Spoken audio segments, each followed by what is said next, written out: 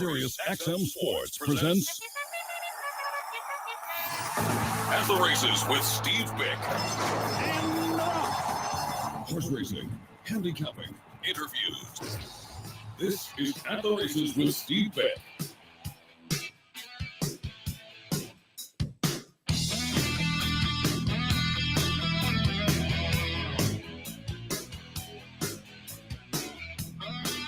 A very good Thursday, race fans. Sirius 162, XM 207, Sports Zone 999. If you're listening to Sirius XM online and at our website, stevebyk.com. You know, I'm laughing because there's a general rule in broadcasting. You can't you can't do your show if your headset's not on. Yeah. If there's no headset, there's no microphone, there's exactly. I'm sitting here like ready to roll, and no, not so easy. And I looked up, I said, it's 9:00. What am I doing? Good morning. It's a little inclement up here, and keeping an eye downstate, and of course keeping an eye all the way down to Florida because of the storm, and it's going to work its way up the coast. New York, Saturday, obviously, we got a stakes card, and we've got winning your ins, dotting the country. I'm going to spread things out a little bit because with the intense action in California in particular.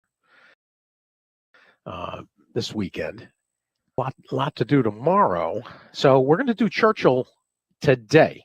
All right, going to have KK and Caitlin in hour 2. I sort of moved things around, and then I just got word that Jeff Franklin is forced to cancel. He's got a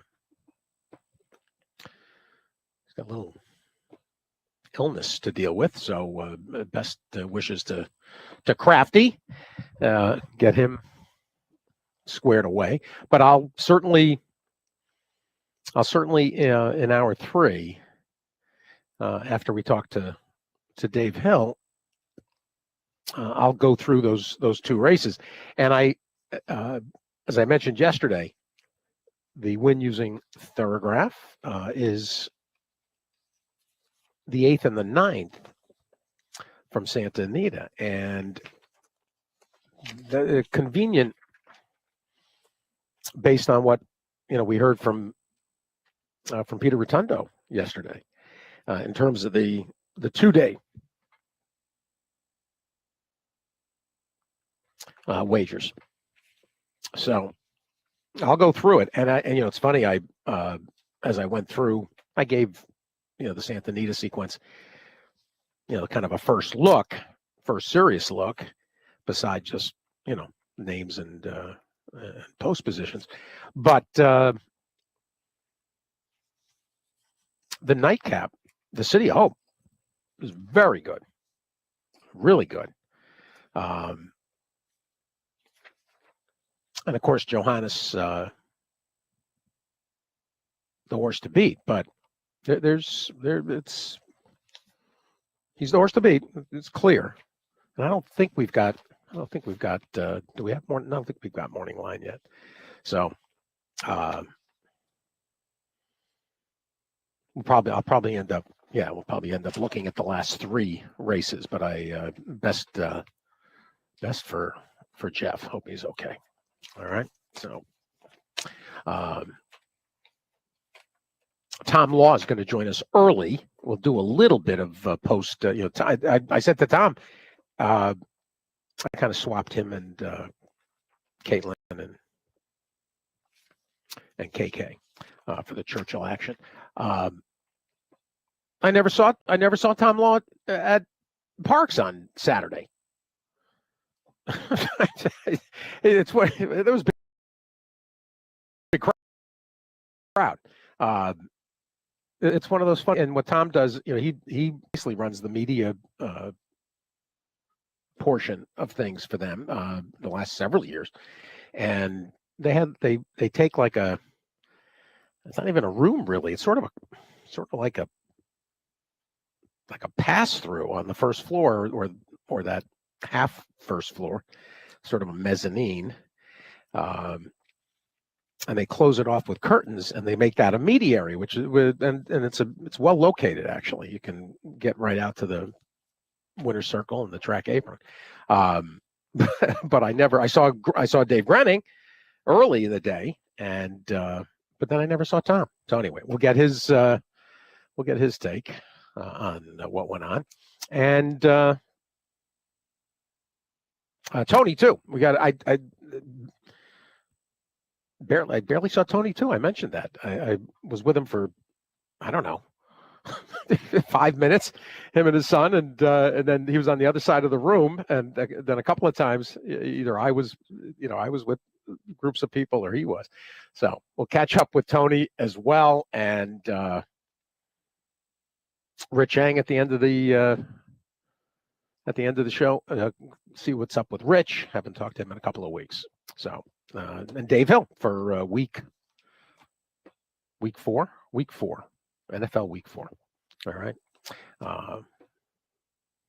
See if things have firmed up a little bit more. And it's interesting. I forgot to talk about this as early as yesterday.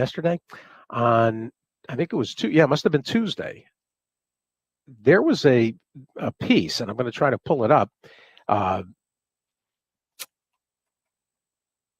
That I sent it to Andy, and then I know Andy circulated it around, and I sent it to Dave Hill, and it was in the Atlantic on, I guess it must have hit Monday. I guess I either probably got to it Monday night, and it's about sports betting, and racing's not mentioned at all. Legalizing sports gambling was a huge mistake. The evidence is convincing. The betting industry is ruining lives. Charles Fane Lehman wrote this piece, and I don't know. I guess I could. I'll put a link up. I don't know if it's it's a free. Maybe let me see if it's a free piece that. You don't need a subscription. It's unsettling, and I want Dave to comment on it too, because of course he has spent basically a year. This piece for Rolling Stone, he's basically spent a year covering, studying, attending. Not just sports betting, but gaming conferences around the country. And I'm very curious.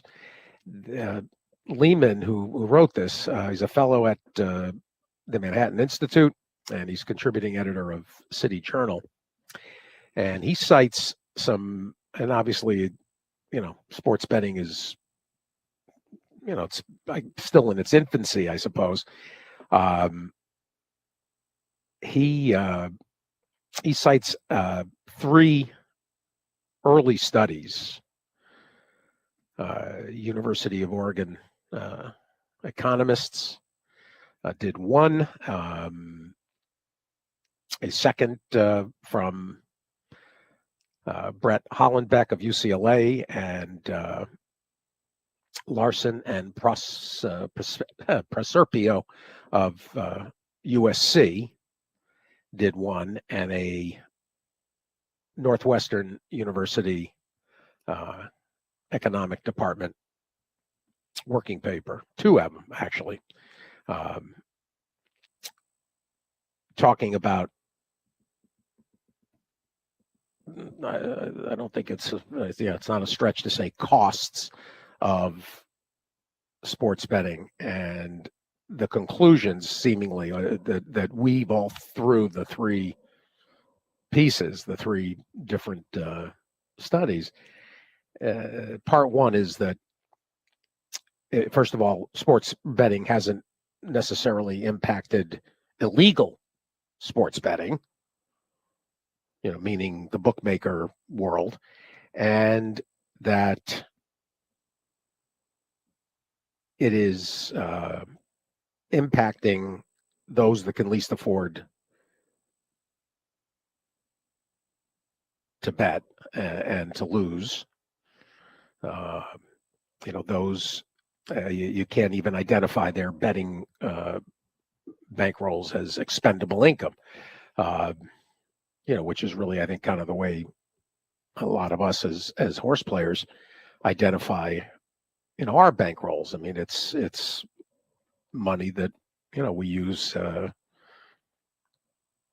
essentially as hobbyists and, for our enjoyment, with, the expectation and hope that we can make a little something and, or at least, stay even. And then, some of you that are at a higher level in terms of your commitment and your investment of bankroll against the game, playing with rebates and, trying to break even and then make something on the rebate money. And of course, we've had the advantage as horse players of a mature marketplace. You read this piece, it'll unsettling is the right word. Aside from the economic cost, and frankly, they conclude that the tax benefits have not been what was anticipated. In fact, they call the tax generation anemic. And then there's the most upsetting part of it, which is domestic violence and the human cost.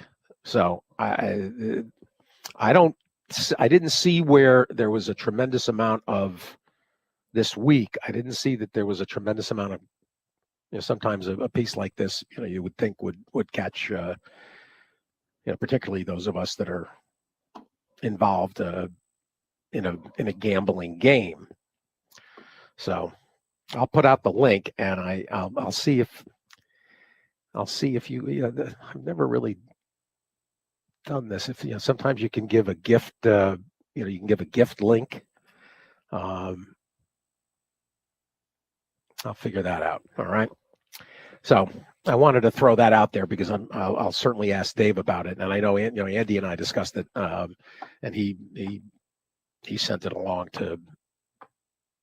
I know that you mentioned he said that Dave O'Rourke and others. So, yeah, I'd be curious what people's reaction to it is. All right. Aside from that gloomy, yeah. Sorry, I didn't mean to. Yeah, I didn't mean to. I don't purposefully bring these things up, right? I'm not trying to start the morning on a downcast basis. I will mention a retirement that is rather notable, and Adair Manor had not been working, and there's actually something else Andy and I were talking about because we in the wake of the cotillion, and then sort of anticipating, the distaff field. Well, Adair Manor officially retired yesterday, and she had not worked, and so obviously they were dealing with an issue. She had a nice enough year, and she figured to be major heading into it. into the distaff, but yeah, she won the Apple Blossom earlier this year, and most recently at Del Mar, 7 weeks ago now. And I think that's what. Yeah, let me see. I don't think she had a single. Well, she actually she worked twice. She did work. She did work twice after the Clement Hirsch. So, and including a 6 furlong, 112. So, she did at least work twice, but not since. So she came out of that between the race and the works. She came out a miss, and she'll sell in November. Ends up 3 for 4 for the season. She got beaten the Beholder Mile to start the year, but that got her ready for the Apple Blossom, and she won the Santa Margarita as well in May, and then the Clement Hirsch. So let's see, for the 10 for 18, she had a nice career, and another 5 placements. I'm just curious. She did not break her maiden until January of her 3-year-old year. Actually, she had 2 starts at 2, and then broke her maiden in January of 22. Won the Las Virginis, second in the Santa Anita Oaks, then Black Eyed Susan. Cotillion, not great. Got put away for the winter. Came back and had a very good 4-year-old year where she won Santa Maria, the Santa Margarita, and the Clement Hirsch, as well as the Zenyatta. Then did not have a great, did not run well in the distaff. Then came back and was on her way seemingly to another, So anyway, you would think that she'll be a very attractive broodmare prospect, Adair Manor. Michael Lund Peterson, of course, and Uncle Mo filly out of the giant Gizmo mare. Yeah, I'd forgotten that. Brooklyn's Way. She made $2,096,000. And what did she? Let me see something. Bernie Flynn had trained for his big client for Naveed Shawan. Brooklyn's Way, Ontario bred.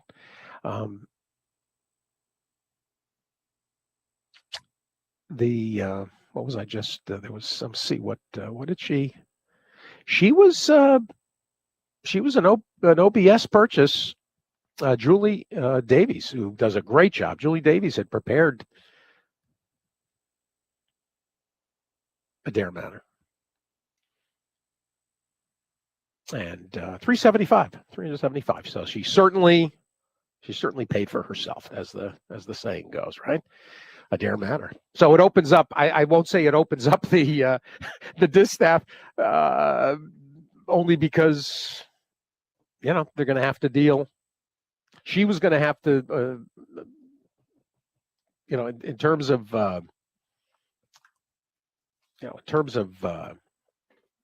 Torpedo Anna, she was going to, you would think, was going to have to deal with Adair Manor. Now everybody else that's left is going to have to deal with with Torpedo Anna as a result. So, all right, that's those were the two opening salvos, as we say. Keeping an eye on for later for the Pick 6 carryover in New York, 44,000, and I'm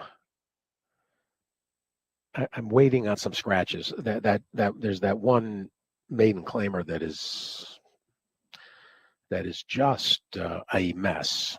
So we're gonna have to, I'll make an adjustment when the time comes. All right, let's go get Tom Law, and Brian, let's get Tom in here, and we'll catch up with him. We actually, I don't think we've talked to Tom since the end of Saratoga, right?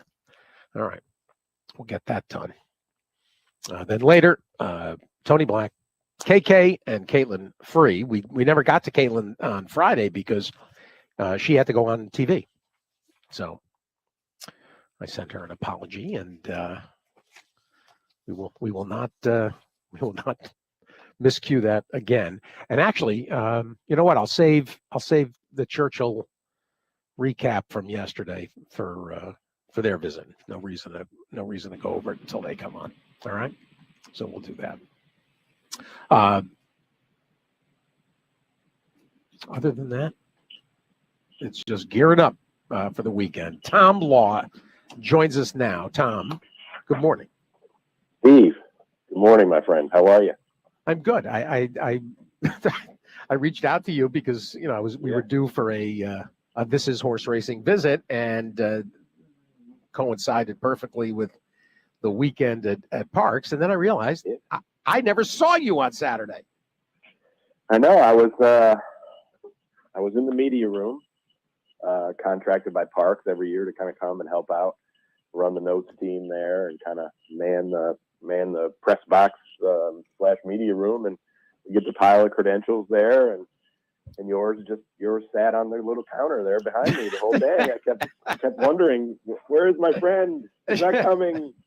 And then I said, well, I knew it was his anniversary, and maybe he was living it up. And then I said, well, maybe he didn't come. And I thought, nah, he's got to be here somewhere. And then I saw some pictures. You were in the high rollers. That's why you didn't see me. I was. You're big time, and again, but I did not big time anybody. You didn't big time me, but you were big timing. Yeah, I was. We were. Well, Will Schwartz, was in the second. He won the second actually, and it looks like a horse that is actually going to be very nice. A filly. Yeah. That he and John Service offered up, and should continue to be worth watching as she stretches out. So we were with Will, and then Johnny and Gail, who we always spend Pennsylvania Derby Day with, and we always end up at Non Solo Pasta going to see one of Gail's clients, and we've been going there. This was apparently, because Johnny and Gail figured it out, this was our 9th straight year. Wow, nice. Yeah. It's a tradition. Oh, I love traditions. That's great. How many years? Years do you have to do something in a row for it to become a tradition? Oh, I think at least anything more than 2. Maybe if you go back-to-back years is not really tradition per se, but no, 3 or 4. I think you could say. Yeah. Like, hey, it's a tradition. Yeah, I'm with you on that. I need some good. Next time I go down there, I need some. I got to get with you and get some. We work. I'm on the notes team with a couple other guys. We just kind of we work most of the day. I'm not making it sound like we're slaving away or anything like that. But and then we end up just by default we're like, all right, let's just go over to the casino and get something to eat in one of the restaurants over there. But we're always kind of talking we need to go off site. Let's just go off campus. We joke about it, and we got to do it at least once. I feel like the first year I went down there, I did that. I got a little more adventurous, but the guys I work with, Paul Halloran and Tim Wilkin and Anthony Affronti, we're looking for something new. So if they have me back next year, which I hope they will, and I'll try and point to that. Hopefully I'll hook up and I'll get something good from you. Well, first of all, so you stay up in Ben Salem? Yeah, we stay. There's a little hotel right across from the track. That's right there. So yeah, so they put us up right there, and handy for getting back and forth to the backstretch and that. So we always have a car and everything. So well, all right then. Then, as mentioned, Non Solo Pasta, which is a favorite of tons of horsemen. Yeah.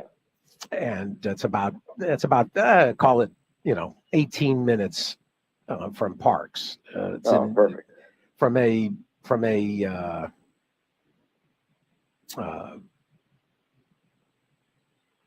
From a township, it's literally just across. It's still in Pennsylvania, but it's very close to the Jersey border. Oh, okay. Mm-hmm. Morrisville. I think it's Morrisville is the township or the town, and John Service. You'll see John Service there. You'll see Butch and Ginny Reed. You will see former New Jersey Governor Chris Christie, and you can imagine how good the food is if it's one of Chris Christie's favorites. Yeah. Yeah. Does he wear his baseball uniform? I as long as he doesn't wear what he wore on the beach that day, I'm sure he's welcome. Yeah, no doubt, no doubt.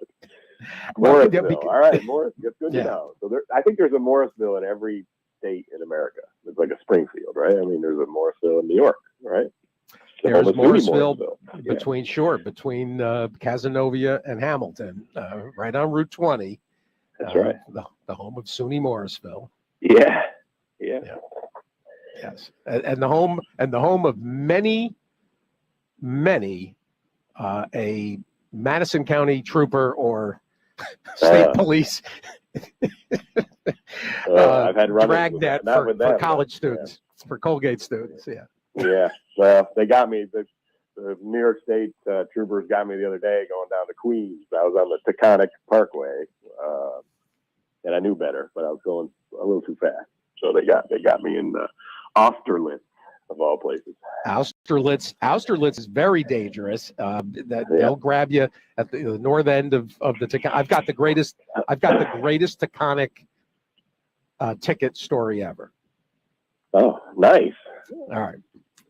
This involves a car that I had bought in the late 80s. When I saw the Bonneville SSE. Yeah. It's the only time in my whole life that I saw a car and said, I have got to have that car. And so I went. So whenever I traded, it had to be, I want to say it was 88. And so I went and got, we used to go to Scranton Motors in Vernon, Larry Scranton, the late Larry Scranton. And I got maybe 3 cars in a row from Larry Scranton. And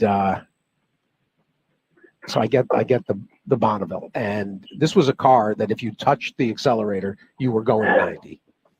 It was big boat, right? Yeah. It was unbelievable, and it was low to the ground, and it was just a it was a racing machine, and not that I'm a gearhead or ever was, but it was so much fun to drive. So I'm pretty sure I was working for Dan and Yogurt at the time, and I used to have to come up to John's Dairy in Albany. And I remember I was coming back from Albany, and I'm on the Taconic because I was living in Stamford, Connecticut. Mm-hmm. And I was, the Taconic. If you're in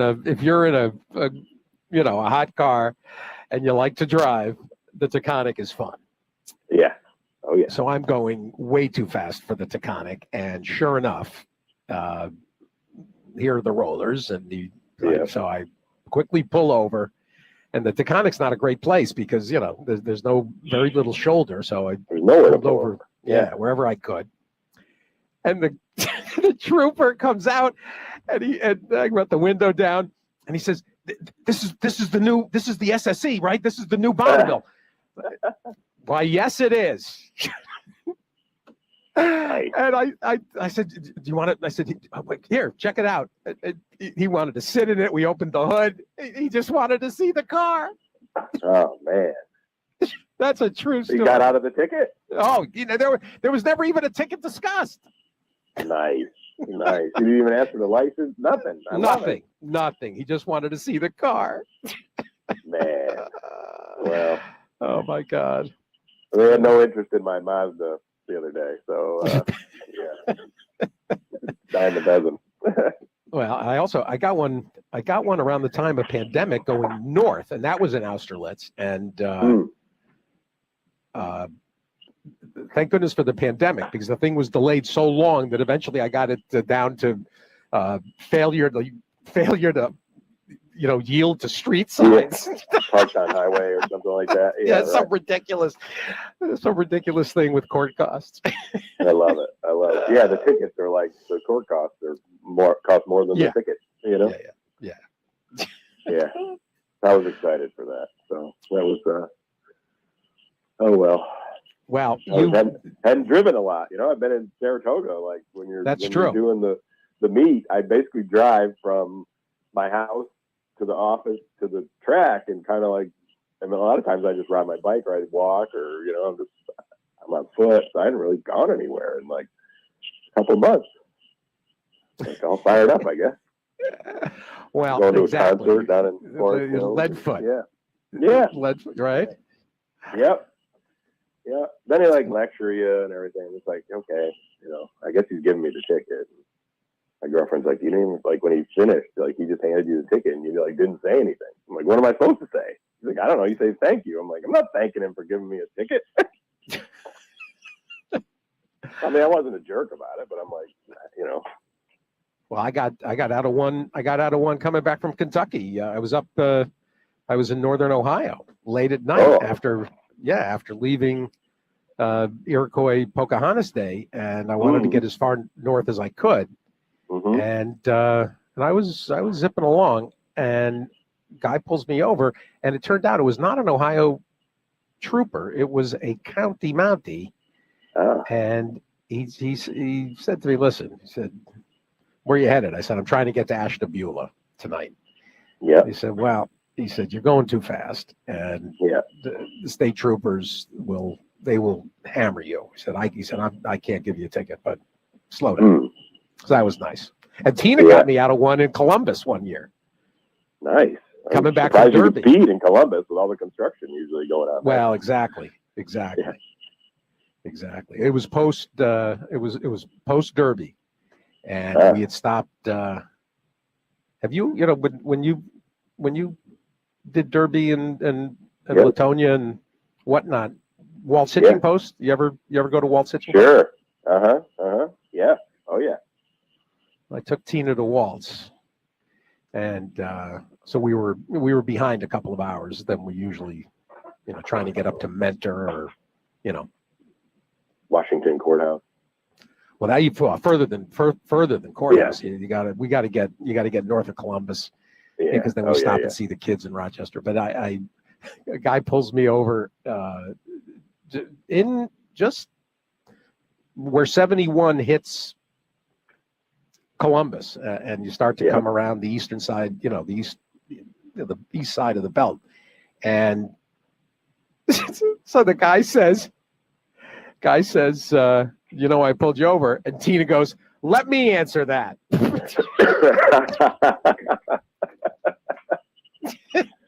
I like it. He was like, he's going to get it worse from her than he's going to get it from me. Exactly. And so she got him laughing, and because she said, "Let's see. He changed lanes without signal. He's going too fast." And the cop starts to laugh, and he said, "All right, where are you headed?" I said, she said, "We're just leaving Derby, and we're trying to get to northern Ohio." Yeah, I love it. I've never thought to add up all the times I might have been cited. Yeah, as a traffic. I got one in Cleveland. Like when I moved back to Saratoga from Lexington, I had a U-Haul, and I got one near Cleveland, like where the speed zone changes like every mile. It's like 55 to 65 to 50 to back to 65. And I got pulled over in the U-Haul. And I was like, this thing has a governor on it, doesn't it? He was like, well, that's apparently not good enough. In a U-Haul? How do you... In a U-Haul, of all things. How do you get ticketed in a U-Haul? That's hysterical. I was so mad. Yeah, it was great. That's pretty funny.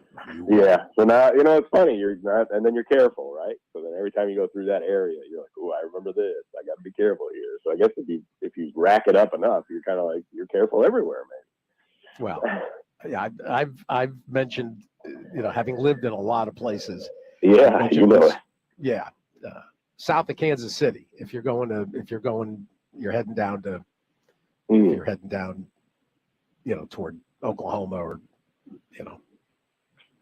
straight south. There's I want to say Spring Hill is the town. I think there's a notorious speed that, I mean, any salesman that ever worked Western Missouri is yeah. Oh yeah.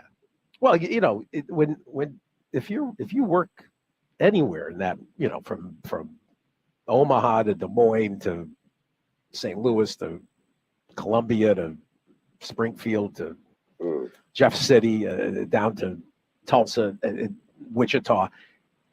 You get stretches of road, that just invites you to go 95. I mean, it's crazy. Used to have to go out. I used to have to go to places like Manhattan, Kansas, and Liberal.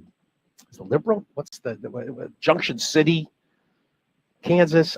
Crazy, and it's like out of a movie. It's just you see a road just without, there's not a hill and there's not a left or a right. It's just baiting you right into. Well, you baited me into all kinds of far-flung conversation. That's what happens when we don't talk for a while. Exactly. Let's get the elephant out of the room first of all. The turf course situation, Tom, and I didn't notice if you had to issue a statement, but this was, I mean, for a horse to end up, perishing, and this was really a disaster, honestly. Yeah, so like I said, I get contracted by the track to handle the publicity and kind of send out a lot of the track notes and stories about the racing and kind of the feel-goody stories, but always with the back of my mind that there could be an instance where something has to be done that's of a serious nature. Obviously, Sure. Thought about it a lot last year in the wake of everything that happened at Churchill and Saratoga, horses breaking down, and a lot of the problems that we had, and then of course they had the real rainy day there last year, and tracks canceling all over the East Coast, and they opted to run. So I was just kind of like, okay, well, they're going ahead, I mean, that's off to them, and they end up having a incident-free day last year,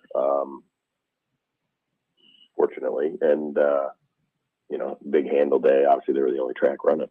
And then this year, of course, they run the two races, the 2 races on the grass. They've had a lot of problems with their turf course. The horsemen are upset about it, and then they run the Alphabet Soup and the Turf Monster. They carved the 2 races for the grass, and I'm not a track superintendent at all, but looking at it, it didn't look great. But unfortunately, they had a breakdown in the Alphabet Soup, and then I have to go into sort of PR man mode, I guess. A lot of people in the press room are asking me about what happened, and so I'm just relaying, basically what the track wants me to say. At first, nobody knew exactly what happened other than the horse pulled up and vanned off.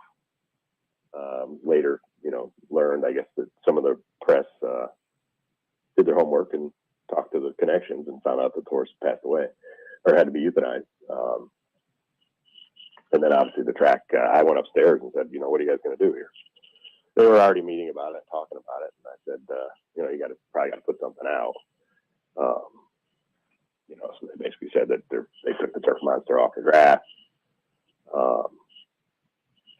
It was an unfortunate situation. Obviously unfortunate that then they had a Turf Monster race that was an older horse sprint race going 5 furlongs for a huge purse. I'm sure they would have liked to maybe use some of that money for the purse account in different ways than what it ended up being used for. But they got some work to do on that turf course. I think they're going to have to. I think they're going to address it, hopefully, going forward. It just occurred to me because you mentioned having to put out a statement with them. Did HISA issue in the wake of their involvement and their oversight? Did they issue a statement? They haven't said anything in the wake of it, but I got the sense that, and again, this is just speculation by me from my conversations, but I got the sense that maybe Heisa was going to force their hand and tell them to do it. And maybe the jockeys as well might have refused to ride in the turf race as well. Anecdotally, I heard that the jockeys were meeting after the race with a representative of the guild that was there. Well, and I understand that Johnny Velasquez, who was not there at the moment, I understand Johnny got involved. Yeah, I heard that too. So, that to me, that means that they were, either one of those parties was going to do something about it. And Parks obviously felt like they needed to do it first. So. Well, we'll talk to Tony too. Tony's going to join us next. And then Tony and I had talked about it, in the wake of the original circumstances that saw, racing on the grass suspended, and until at the very least the holes were patched. And at the time I mentioned, because it is one of those teachable moments. When people don't understand why races come off the turf, races don't come off the turf in inclement weather because there's a concern per se that moment, that day is dangerous. That day is not dangerous.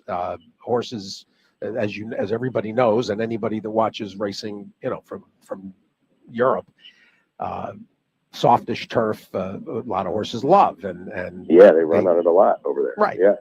And they go slower, and it's not dangerous. What's dangerous is the divots and the stabbing into the ground that horses make on soft turf that then hardens and becomes death traps for other horses to step into later. That's why races come off the grass. That's right. Yeah. And I mean, you see it with, you even, I think you saw it here at Saratoga a couple years ago. They ended up, the really strange circumstances where horses are in the paddock or they're in the post parade, and all of a sudden we just get this crazy biblical rain, and then they're running these races on top of the grass course when the rain was coming down, and they ended up with some problems probably with the grass course. Just because we run 6 or 7 races a day on it here at Saratoga, which to me always makes me sort of cringe a little bit when you hear all this talk about running the meet up here for X number more days. If they're forcing all these grass races, to run, or it's the only way they can get these cards to go. I mean, I don't know how they can possibly even entertain it. When you look at the condition of the courses by the end of the meet, and that happens everywhere, but especially here where we get this severe weather that we have lately. But yeah, I mean, that's they run on bottomless ground in Europe all the time, like you said, but they don't run on it the next day. They might run it on in the Curragh, and then they won't run at the Curragh again for 2 months. So it has a chance to take more rain, level itself out a little bit more, get filled in those holes, and you get some more growth. But with American racing, the way it's set up, you're not able to do that. The same holds true.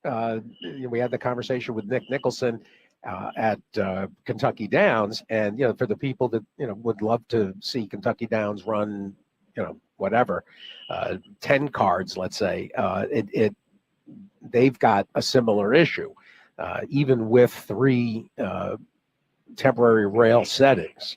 You just can't. The volume of horses and the volume of races that they run, it's just not.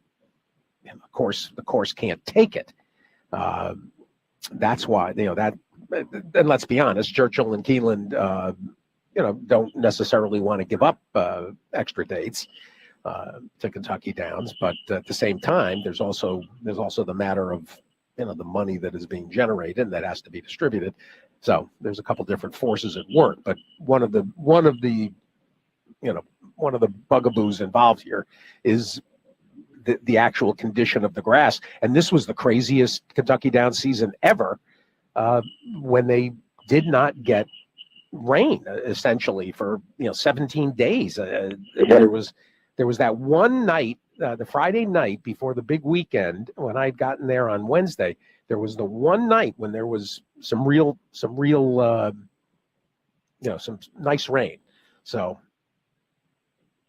yeah, I mean, they got lucky, right? I mean, normally I feel like every year at Kentucky Downs, you're like, hey, they had to cancel. They're going to run Tuesday instead of Monday. Because they got this deluge of rain. Typical of the hurricane season or whatever might affect them, which obviously is probably going to happen this weekend. But yeah, they were. I don't know if they were. They were a lot fortunate. They were able to not have to reschedule or do any of that. Same as us here, Saratoga. We finally got some rain. As you know, getting some rain today, but it had been like 16 days. For those of you listening that can't believe it, if you're ever here in the summer, you'd think that was impossible. You barely get 15 minutes without rain. It seems like in the summer, but yeah, we've been pretty fortunate this fall. Everything's dry and dusty. Let's I appreciate you dealing with the tough topic. Let's talk about the results. And I started the show by including the Adair Manor news from yesterday, Tom. Here's Torpedo Anna. I mean, there's not a straw in her path, it seems. She's going to, with Adair Manor being retired and sold, Torpedo Anna is going to be, the major. There's idiomatics out there, but she doesn't seem to be as formidable as she was a year ago. Anyway, some thoughts about the two features. Well, I mean, Torpedo Anna obviously was the star of the show. It's Pennsylvania Derby Day, but it was really Flash Cotillion Day this year for sure with her. Kenny McPeak obviously conceded after the race that maybe he didn't have her fully cranked, and that's why she, didn't blow him away like she typically does. But, nice horses that she had to run against, and the circumstances, the riders did their best to put her in some spots where they could maybe take advantage of the circumstances, kind of bottle her up. Tarifa had her, Flavian Pratt had Tarifa just to her outside, and you're looking to maybe Gunsong or Mystic Lake back up into her, and she's not able to get out, and maybe they take their chance there. But Tarifa, Pratt told me after, he says he just didn't have enough to hold her off, to hold her in there as long as he would have liked. And then Gunsong really responds really well down the lane and finishes, pretty evenly, and doesn't throw in the towel at all, and finishes second at a huge price. For a fair that has put together some decent races over the years and had won over the season and had won there. So hats off to Torpedo Anna for winning the way she did. And, they don't all have to win by daylight lengths and fast times every single time they run. She's obviously capable of doing that. We've seen it, and I don't think you'd really want a super hard race where you blow it out, or you have to really dig in deep to win going into the ultimate goal, which is the Breeders' Cup at the end of the season. So, I've seen some of the videos that Kenny's put out in the last few days about her bouncing out of the race, and she's showing every sign you want to see here in Saratoga. I'm going to train here for the distaff, so it's pretty exciting. I'm going to go out there and see her once the rain stops. Sure. It'll be nice, to go have that opportunity. It's always cool when the Breeders' Cup horses are here in Saratoga, which we've seen a lot of the last several years. And anxious to go see her again, run out in California. She'll take her show on the road again. And, it's going to be tough to beat her. Well, and then you asked me about in the Derby. I mean, we want to talk about fun race. Wayne Lucas was, being on the notes team. a lot of the horses ship in kind of the day of, or they come in maybe 2 days before. They might train one day. So we end up spending a lot of time talking on the phone with some of these guys. I went out to Saratoga and talked to Todd Pletcher about his horses, and Tim did the same with Bill Mott and Sappy Joseph and guys like that were shipping from here. But Wayne was there all week, so we got to go out and see him, and of course, he held court the way Wayne likes to hold court, and he never lacked for confidence, but he was pretty confident in his horse there, and the way the race shook out with Dragoon Guard, not really breaking that great, didn't really get away too great, and nobody really pressed. Steve Gray gets off to 49-1 to the half. You knew he was going to be pretty tough. He was pretty tough at Pimlico, obviously on a much different racetrack than he faced in the Pennsylvania Derby, but he was headed at the top of the lane and looked like maybe he might throw in the towel, and he just sort of was resurgent down the lane, and ended up winning by almost 4 lengths. I thought that was pretty impressive. When I looked at the chart later, I was like, whoa, holy cow. I didn't realize he drew away like that. But, Steve Gray puts his name back in the mix for the 3-year-old male title, when you look at all the who's won what and number of grade 1s and grade 2s. And, but, they don't give out the titles in September or October, so we got to see what happens in the Breeders' Cup. But he's got every reason to give his connections, and there's a lot of connections. Obviously, we saw them all spill out onto the racetrack. The My Racehorse people, they got to be pretty happy going into the Breeders' Cup, whatever race they decide to run in. I would think Wayne's going to run in the Classics, but just knowing how he operates, and he's aggressive, so why wouldn't you? I don't think anybody's really scaring you off in there. I mean, unless you feel like the City of Troy and maybe the Japanese horses are world beaters, but those Japanese horses didn't exactly light it up yesterday, from what I understand. Yeah, we watched that, and I mean, I wouldn't put much. I don't know. I wouldn't discount them based on the prep. Based on that little prep race, yeah. And I mean, if you're against Forever Young, who's going to come into it without apparently a prep, that's a different story. It's funny you say that about the choosing the mile or the Classic, because Andy today's Thursday. Andy on Tuesday said, like Wayne is going to bypass the Classic. Kind of scoffed at that a little bit, but and there's all kinds of kickers in the Stallion deal. I'm sure there's different kickers for the Classic versus the apparently not the way he worded it. I mean, I guess we could find out, but the way he worded it was for winning a Breeders' Cup race. Oh, okay. So he didn't necessarily specify. And I maybe you would think there'd be a distinction, but maybe not. Maybe not. Yeah. Well, the dirt miles is what, 1 million, right? Versus the Classic is what, 6. Yeah. There's a pretty good incentive, but a mile and a quarter, I guess, is on that track. And that's the track to try it, I guess. Well, and with the stretch, I mean, the way it is, would play to. You would think it would play to his advantage that way.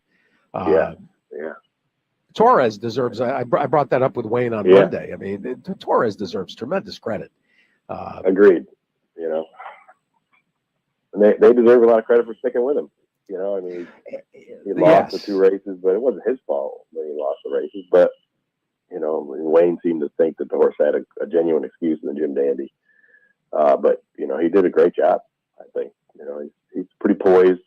For his experience, winning that race, and made all the right moves in the Pennsylvania Derby. Made all the right moves in the Preakness too, and in the Fat Day Mile for that matter. held that horse together pretty good after being pretty close to a fast pace in that race that time. Yeah, he's doing well. Nice kid. You know, I enjoyed talking to him the brief amount of time I had talking to him after the race. It was fun. He's the future, I guess. He's a pretty solid rider. It's been a particularly good year. Not that the big names, not that, you know, particularly Flavian Pratt and Irad and even Frankie Dettori to an extent, not that they haven't, you know, garnered the headlines, but it's been a very good year for journeymen. And if you characterize Torres that way, Dylan Davis, Brian Hernandez Jr., I would put in Ramon Vasquez. It's been a really notable on that front, right? That it has not just been the usual suspects when it comes to the highest level and the biggest wins. Absolutely. Yeah, I mean, let's talk about a tough year for Eclipse Award voting, right? I mean, hopefully people don't just zero in on the stats list and all that. You got to really dig deep and dissect it. You know, I mean, you look at Hernandez winning the Oaks and Derby double, I mean, historic type stuff, and you know the jobs he does on Torpedo Anna is just amazing. And well, he would have been he would have been a whipping boy if she had gotten beat Saturday. Oh yeah, they'd be calling right. They'd be calling for his head. Oh yeah. Yeah, and you mentioned Dylan. I mean, talk about a great year for him. I mean, he's still rolling. Just a great kid, great guy. You know, he works hard at it, and you know, he's persevered. You know, speaking of Parks, you know, he's got his agent out of the Parks, and now they're rolling. Hats off to those guys for sure. Yeah, you made one reference that I got to wrap with the 3-year-old male championship. Yeah. There's been plenty of debate this week about not even necessarily just the players, Fierceness and Seas and Dornick, and Andy had a great what if, which is if Sierra Leone were to win the Classic. But the merits of the grade ones, the Classics, and then the summer, you could call them quasi-classics, Haskell, Travers, Pennsylvania Derby, the 3 other grade ones, which to me should have some sort of an overwrap around them. I've been calling for that for decades.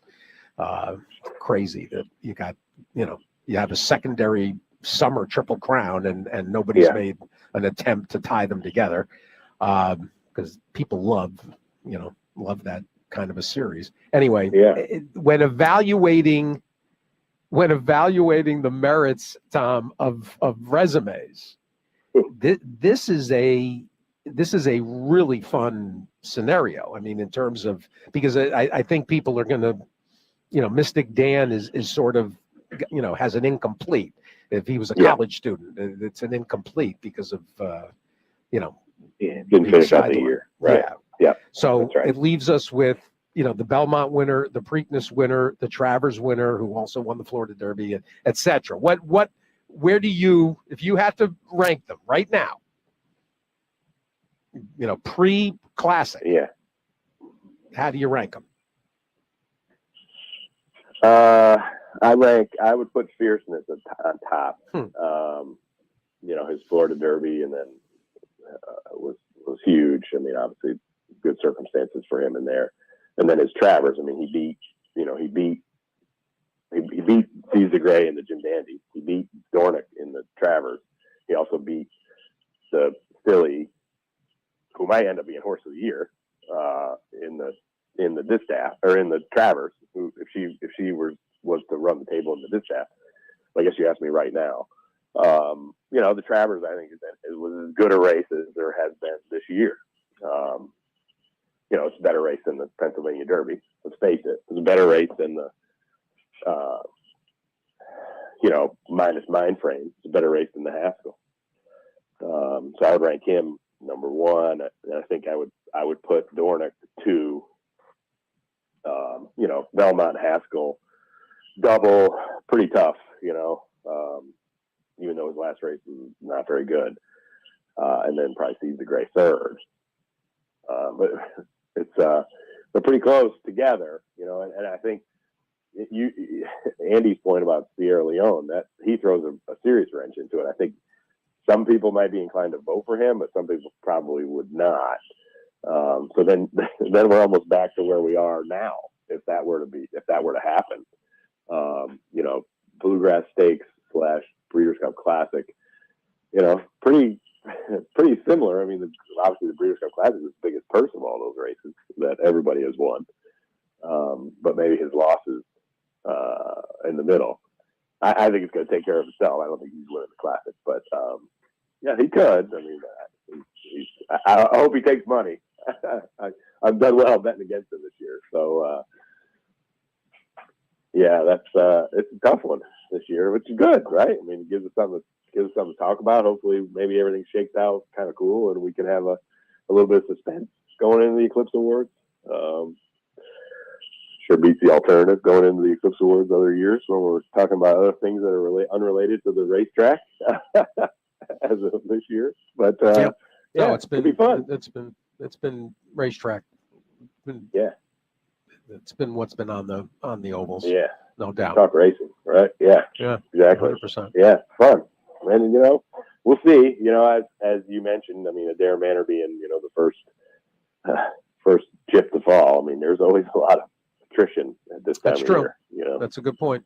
It feels like every year, you're like, oh, this horse is out. This horse is out. Hopefully it doesn't happen. Don't wish any good misfortune on anybody, but a lot of guys, they just time to retire. Maybe he's not quite going into the race as well as I thought he is. So he's got a little bit of a soft tissue injury. Maybe he's got to be retired rather than throw in a bad race or something. But hopefully we don't see a lot of that this year. But it feels like inevitably there always is a lot of that. Yeah, you're right.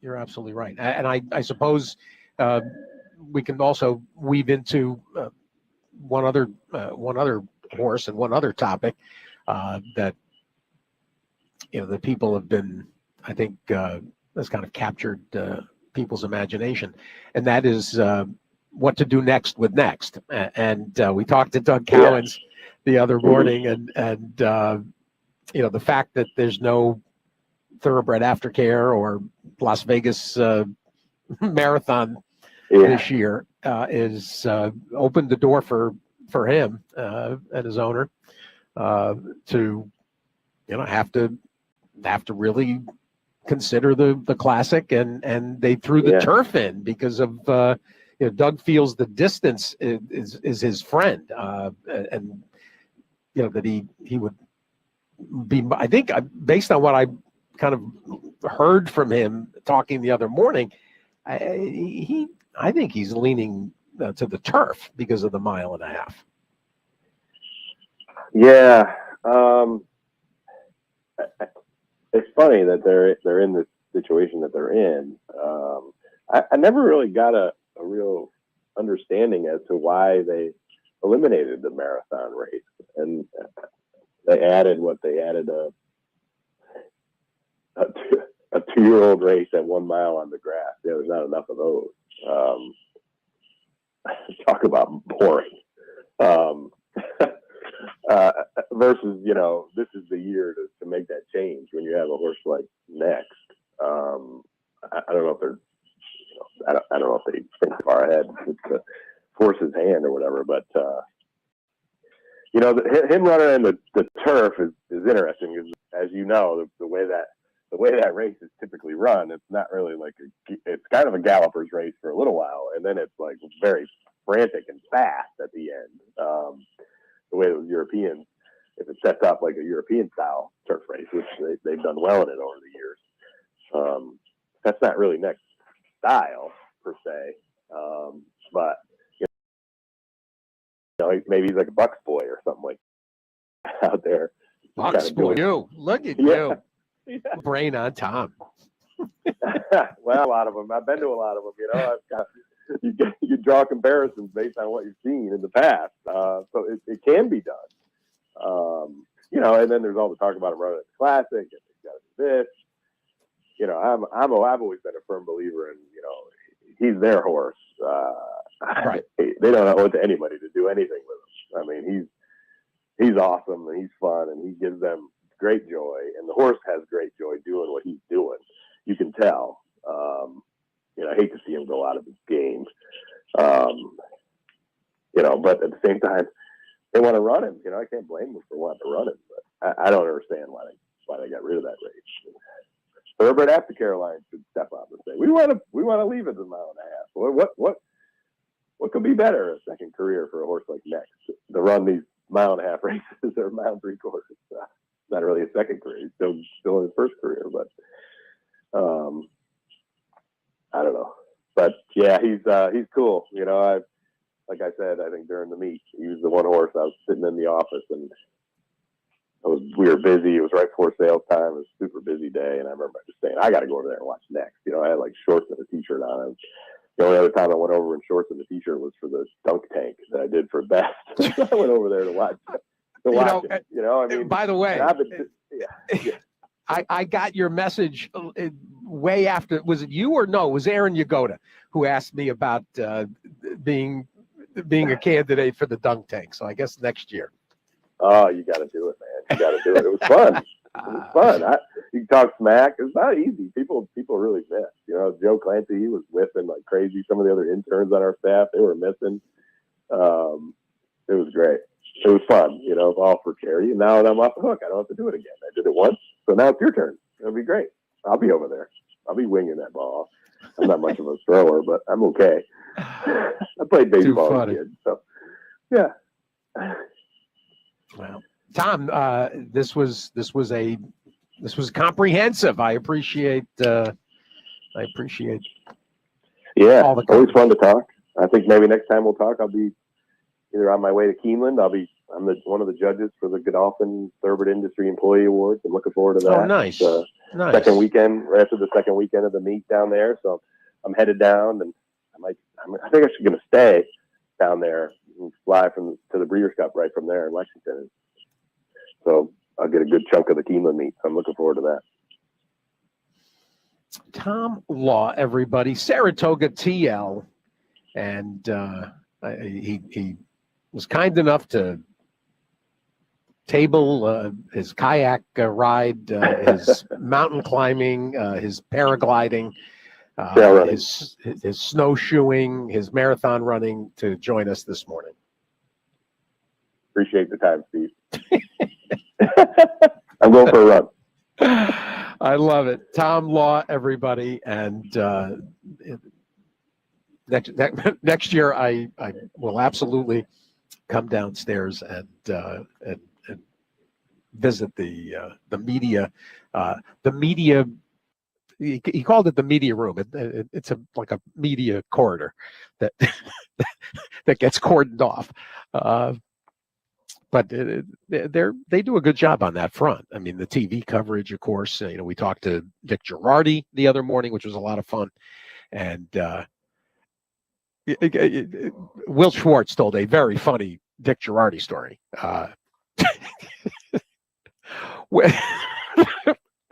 Will was I guess maybe over the summer, or I think over the summer. And that was the winner's circle or the paddock, and hot day. And Will, I think Will, was wearing, nice summer shorts, and they wouldn't let him in the paddock. And then he looks over, and there's Dick Girardi, and I God bless Dick. He's not known. He's not known for the sartorial, elegance. he very typically, he's wearing. He's wearing. Let's be honest. They're like gym warm-ups shorts. and he comes from the Bill Belichick school of sideline apparel. And that was true actually on Saturday. When I saw him on Saturday too. He was let's just say slightly underdressed. I think is the is the best way to put it. So Will told me that story and it made me laugh. And then no sooner did he say it, did he tell the story? There's Dick, which did surprise me a little bit. Dick, one of the top. We talked yesterday about the contest. Dick, a top flight contest player. He'll be. You'll see him on the. You'll absolutely see him on the leaderboard of BCBC almost every year. He's in the hunt. Let's hunt up Brian. Let's hunt up Tony. Well, might as well coda the Derby Cotillion Day conversation with Tony Black. And as we wait, I will mention I just reached out to Courtney Reed at Breeders' Cup about the marathon, and I'm not sure if it's not so much a Breeders' Cup. I don't know if it's a Breeders' Cup topic, or if it's in this case, a Del Mar Racing Office topic. Hammer, if you're listening, maybe you can. Maybe Hammer can weigh in on this. If I don't get an answer by tomorrow, we will have Hammer weigh in on it. But it. How many years did they run? What, 3 years maybe? The marathon? How long did they run that race? As a Breeders' Cup race, and then it got this this quasi status, as part of a Breeders' Cup adjacent. Well, now I've got to look and see if there's an answer. There's been any number over the years of even the steeplechase. There was the Breeders' Cup steeplechase for a couple of years. Let's see here. There is a distinction between Breeders' Cup Marathon. 6 years. It was run 6 times, starting in 2008. 2008 to 2013. Mahonic for Rafe Beckett, Patrick Smoolin. Man of Iron, who you might remember from Maiden O'Brien, that with Johnny Murtaugh. And it seemed like he could not. Yeah, I mean, he seemed like a real lock. Eldefer. That was how funny. Eldefer. God, I'd forgotten about him with Johnny. A fleet again, Butchie Reed with Cornelio Velasquez. Kaleidoscopio, who was a lot of fun. Aaron Greider. Whenever we talk to Aaron, we always bring up Kaleidoscopio for Guillermo Frankel. And then London Bridge. I completely forgot about this horse. Holy cow. London Bridge won the last running in 2013. And so then it was the Las Vegas Marathon for a couple of years, several years, I think. And then TAA took over. So anyway, we'll find out what happened here. Tony Black. Hello, Steve. Hello, Steve Byk. How you doing? I got to apologize. This is one of the few Thursdays I haven't been listening because I had to get some things done here, and I don't know how I let myself get involved in taking care of some things at the house instead of listening to Steve. No, it's fine. It's fine. Actually, it's better. It's better that you didn't hear Tom Law because we already talked. Tom and I talked. He took care of the media things last week at Parks. And so we hit a bunch of those topics, and so it'll be fresh. Whatever your perspective is, you're not going to be reacting to what Tom had to say. You can react to what went on Saturday. And by the way, you and I saw each other for about 3 minutes. It was a crazy afternoon. It really was. There's a lot going on. And then I was there with my son, and he keeps taking me around and asking me a million questions. I think I even forgot to eat. I'm not sure. So, but it was kind of a packed house, and sure. And they had I guess they had good handle. I think they handled like 16 million or something. I forget what Kylie tells me all those facts, But the cotillion was, of course, I thought that was a really good race. The Derby was, it was all right Derby. I thought there wasn't any really heavy heads that I knew in there, but it was a good day. There's a lot of fun being there, and it makes me get over there and have contact with people that I had ridden for, or people that knew that I was a rider all those years. So they didn't let me forget that I knew that I rode there for many, many years. A couple of things, Tony. Start with let's start for a second with the Derby. All of us that handicapped all week long, and of course they had the early draw, and so you get to look at this race 16 different ways, and it just seemed like a spot where there had to be pace, there had to be a legit pace, and then Torres gets to steal the race the same way he stole the Preakness, and nobody confronts him. Yeah, that's like rider air. People get to looking at riders. Being in the jocks room for a lot of years, I kind of know riders. Riders look at a race and they'll see that there's multiple speed horses in the race, and they might be on one of them. And what gets me is right off the bat, I say, this is going to be a hot pace. We're going to wind up sitting. I'm going to sit, and I'm going to just try to get a position and stalk. And I never fell into that trap. If there was multiple speed horses in the race, sometimes that's when you make the easiest lead, because everybody's sitting and you be determined to go. And if you do go and somebody goes with you, maybe after the eighth quarter of a mile, they'll sit if you keep going, because they don't want to burn themselves out.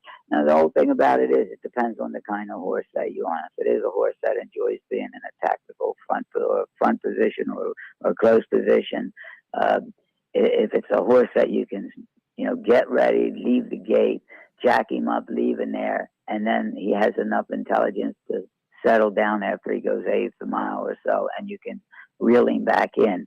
That's a horse that fits into a race, and he's intelligent, and he lets you utilize him efficiently and effectively. But on many occasions, you wind up riding these horses, and you get them out of there and jack them up, leave him there, but you can't put them back to an average pace, where you can't put them back to sleep. So it depends on the kind of horse that you're on. There are horses that really respond to your hands and what you want them to do. They respond well. And then there are horses that at times are complete runoffs. You get them rolling, leaving there, and you don't get them back to sleep. But it's amazing how the riders make the mistake at times when they see there's multiple speed horses in a race, and they say, "Oh, well, I'm not going to get in one of these speed jams." Well, you know what? Sometimes you got to let them go, leave in there, and then you decide what to do. Over-strategizing a race. I know when I was a rider, over-strategizing a race caused me to ride some of the worst races of my career. And going with it and letting it unfold in front of you the way it may, and not over-strategizing, sometimes made you ride a good race, and you utilized your horse efficiently and effectively, and they really responded well to that type of handling. It always reminds of the Alan Jerkins line about the Rich tells it about Jerkins questioning a jock trying to rate a speed horse, and Alan saying, horses have been running away, have been using their speed for thousands of years, and I get a jock trying to change evolution. Yeah, what a great guy. He was a great guy to ride for, because he understood that it's things that happen out there aren't always easily explained by his view of the race or your explanation after the race. I'll never forget one day he sent his assistant trainer, and I don't think I ever told you this story. He sent his assistant trainer and his trainer to, it was Laurel I was at. I was riding down there steady. And he came down there. He sent this horse that had been laid off for a while, and he said, his assistant trainer said, "Did you talk to Alan?" I said, just briefly on the phone. He said, "Oh, this horse," he says, "you all understand, he's really not ready. We're getting him ready, and we want to get him in some easier spots. So just get him around there and get a race into him and just let it unfold as it may." Well, okay, I kind of left there and, had a no pressure attitude and let this horse just kind of track the field the way he felt like and was comfortable. And when I come to the head of the lane, I said, he'll be done now, because it was 7/8 of a mile race. And he was, and really, they said, he's only ready to go about, half 5/8, And I said, that's all right. So I kind of like just let him lie in there, and I figured when he comes apart, he comes apart. And then when he came apart, he didn't come apart. They came back to him in his face. I had to swing him out, and he run past them like a freight train passing a bum on the side of railroad tracks. And the assistant trainer, when I got to the winner's circle, he looked at me, and he, like, with one of these expressions, like, "What the hell were you doing?" And when I got off the horse, he threw the program at me. He says, "Alan was getting this horse ready to run for like 10, 15,000. He said, this was 20, 25,000 today." I said, "Well, he win like he can win for 30. He won like he can win an allowance race." He says, yeah. You guys, you always think you know more than the trainer." I said, "Nobody knows more than Alan." I said, "Richie, but he was his assistant trainer for a lot of years." I said, "I'm just telling you, this horse was readier than you thought he was, and he'll win for 30. He'll win an A other than." Well, he wound up. This horse wound up. I don't even want to tell you the name of it. Not only won for 30, and that was for whatever that cheap race was. He won an A other than, 2 other than, 3 other than, and I finished 4th on him in the Trenton and got beat 5 lengths at Garden State Park.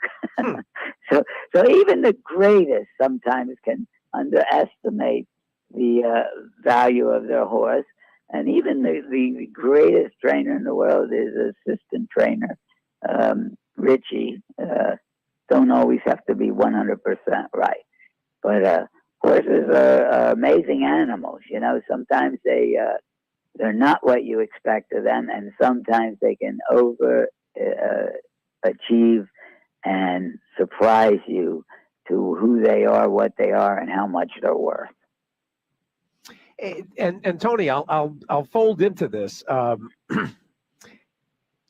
something that Lucas said, and on Monday, and some other, it's come out from other quarters, and that is how deep that racetrack was, the main track on Saturday. And Lucas said, because they had to take the picture with all the My Racehorse people, they had so many people to get into the photograph. Bill Denver had to get him out there on the track. Lucas said until he walked out onto the apron there, he said he didn't realize how deep that track was. And frankly, the win, in this case by Seize the Gray, it actually kind of speaks to Lucas and the way he operates and having a dead fit horse. Of course, that's so important when you get the ship into a track and you haven't trained there, for to get a horse accustomed to a different type of racetrack, especially when it comes to the depth of the racetrack and the tiring of the racetrack and how the track pulls on them, or a racetrack that's compressed and hardly any cushion. You don't do that sometimes. You can get a horse ready to run on a track that's extremely fast or packed or compressed or floated by just getting there that day or the day before. When you get on a track that's a deep racetrack, you have to train there more than a couple of days to get your horse accustomed to it. Not just the footing, but then the muscular fitness and what it takes for them to get across the racetrack. But of course, some animals take to change easier than others. But a deep racetrack is definitely tiring on a horse muscularly.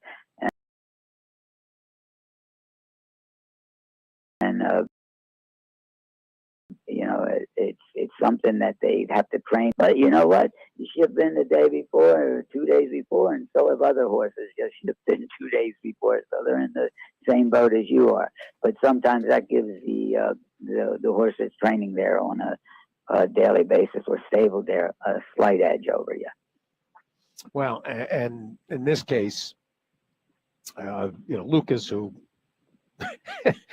who will put a horse through the paces. I think that's a fair way to place, you know, a fair way to characterize it. He had a horse that, you know, when other horses were feeling the burn, getting over that track, here was Seize the Gray that actually was widening at the end. Let's also, Tony, talk about the filly and the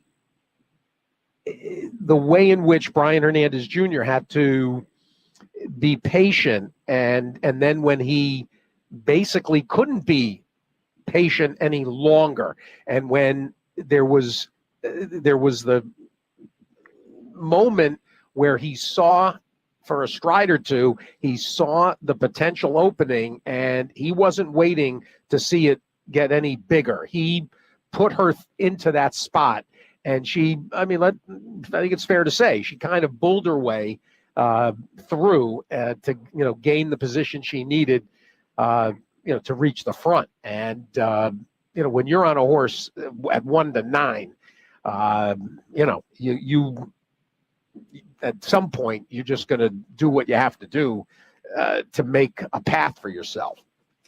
Yeah, and you know, when you go out there and you're riding and you're riding a horse that's supposed to win, you know, and of course she's a real racehorse, and he's ridden her before, so he knows what she can overcome. He knows, you know, he can have total confidence in who she is and what she's doing, and that plays into it. The one thing that I think that riders and horses can do that cause them not to run their best race, and it depends on the horse, of course, is setting in behind horses so long, especially on a deeper racetrack. You're getting hit with a lot of dirt. That can be discouraging at times for horses, and not giving them a clear shot in the early stages of the race, or not giving them a clear shot for a long part of that race can really discourage horses. You know, there's only so much some of them will take when it comes to getting hit with dirt and traffic in front of them, and being boxed in and not able to move forward until you know, the situation in front of you changes. But you got to give horses like her credit. I mean, when they run, they give it to you every time, and it doesn't matter what position they're in, I guess, because horses can get really discouraged easily by being in behind horses for long periods of time. It's the traffic in front of them that discourages them. It's the dirt hitting them. Dirt hitting horses, you know, especially on tracks that have a lot of cushion, can be one of the most discouraging things that a rider feels when he's on a horse that he knows, you know, because the horses are reacting to that dirt in a negative way. It's not causing them to, it's causing them to maybe not give you their best until you absolutely swing them out. And then if you can't swing them out and you make them eat it too long, sometimes when you swing them out, they're not giving you that big burst. So you have to ride them according to the way they feel under you. And sometimes you can't do that because you're in traffic. So you just have to make the best of the situation that you're in. And she's definitely, nobody has to tell you, she's a great racehorse. It's fillies and mares. Sometimes I had the opinion that they could be in an adverse position, but give you their best run. And sometimes when you're on these colts and geldings, they could be in an adverse position for maybe too long, and they didn't always give you their best run. Fillies and mares, really, I thought they were my favorites to ride because they seemed to want to overcome. They were aggressive, and they were going to show you every time what kind of racehorse they were, or they are. Nice. I mean, because some horses, if they're being rated, they begin to sulk too, right? They right. You know, the worst thing that I found out I could do on a horse I'll muscle them back. And most of the time when you muscle them back, yeah, after a while you muscle them back to the point where they'll say, oh, you want me back here? I'll stay back here. You know, fighting with them, you know, putting a stronger bit in their mouth. Yeah, that's something that helps you at times to control a horse.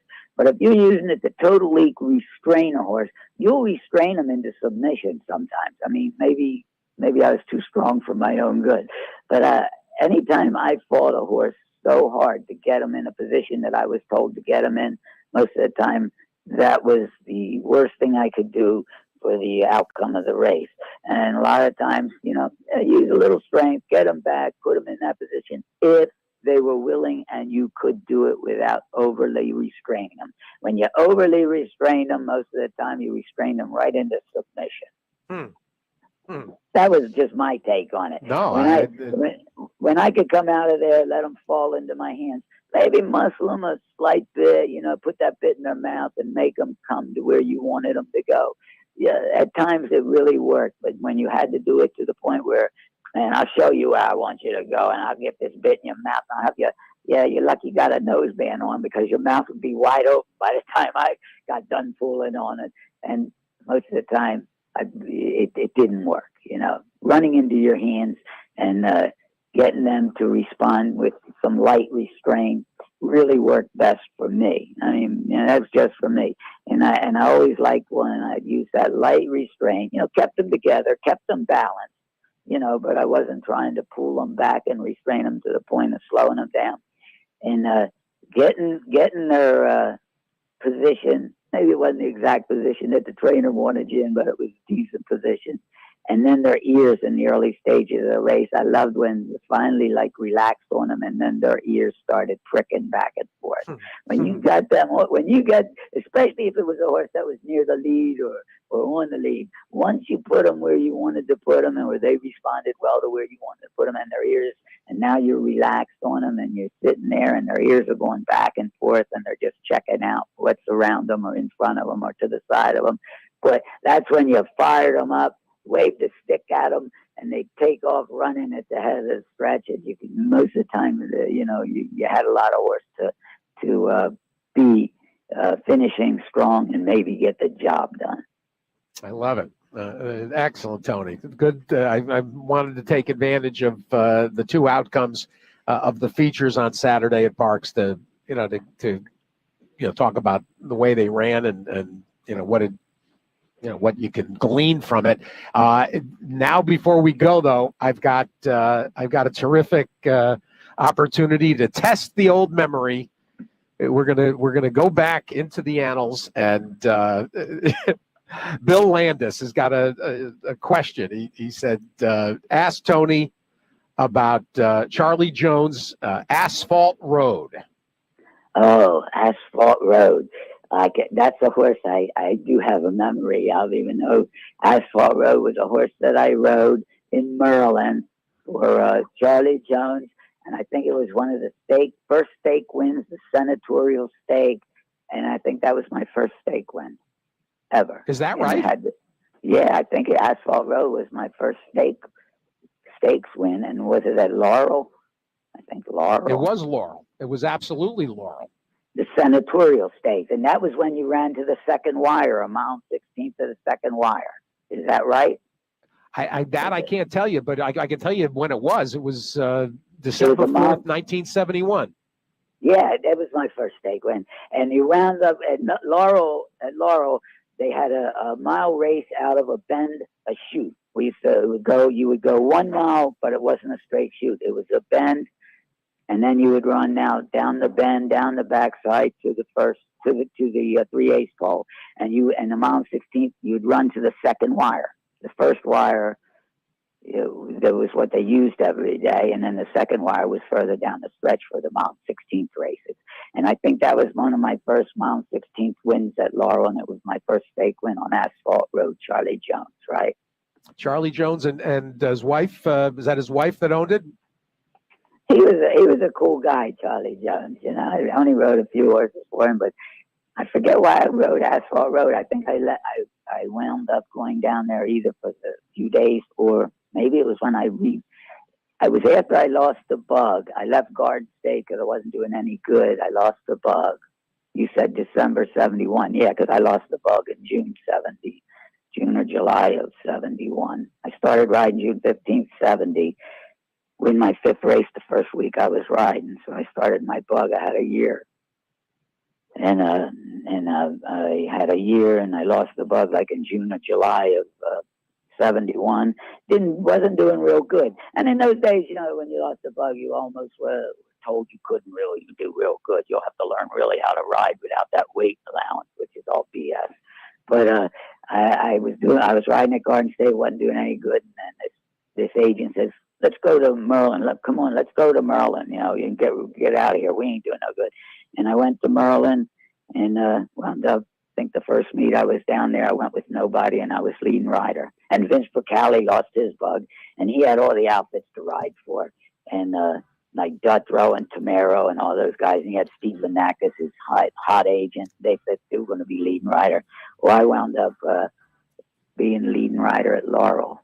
And I think that was one of the first stakes I won, the senatorial stakes. How about that? And Bill's asking about Rube, your agent. Rube. Who was my agent? Was it Eddie or Jimmy Cotter? I forget who my agent was. I remember some of the horses, but I forget who I left Garden State with. I think it was Jimmy Cotter. I'm not sure though. All right. It was Eddie Rubenstein. I'm not sure. Well, this is pretty funny. All I used to do is pay him. I didn't have a good relationship with all my agents. This was a Maryland bred, and you've never mentioned this horse. That's pretty funny. Senatorial Stakes, Asphalt Road. Yep. The senatorial.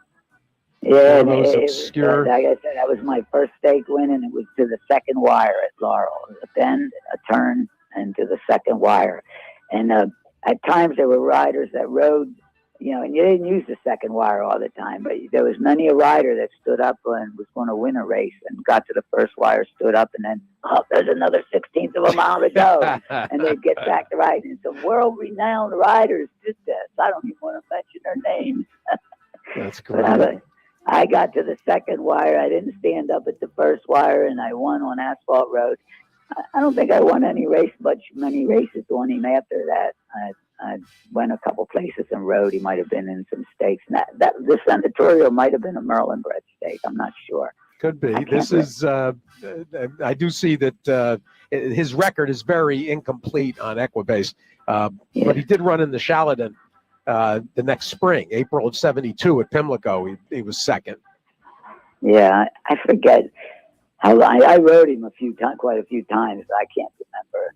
Yeah, 71. Boy, it brings back some memories. The only thing is too many concussions in that. Tony, outstanding. This was great. All right, Steve. You keep up the good work. I enjoyed seeing you a little bit. I saw you at Derby Day and Cotillion Day. And you do a lot of good things for racing, and it's always nice to see you. Keep up the good work. Keep putting the good word out there about this fine sport we're in, because you got to love it. You love the animals, and you love the competition. 100%. Tony Black, everybody, the one and only. Love you, Tone. Steve, take care. Tony Black. Heading to the break, we will have the Ks, Caitlin and Kevin, KK and KF. Thanks to Bill Landis for the fun rip from yesteryear. I do want to slip in. Don't have a lot of time here, but I did hear back from Courtney Reed. She says the race had really struggled in terms of quantity, and when it was downgraded by TOBA, by the Graded Stake Committee, they reassessed it as a part of the program, and that's why they distanced the distance race. Back after this, we'll look at the Churchill weekend. Stay with us.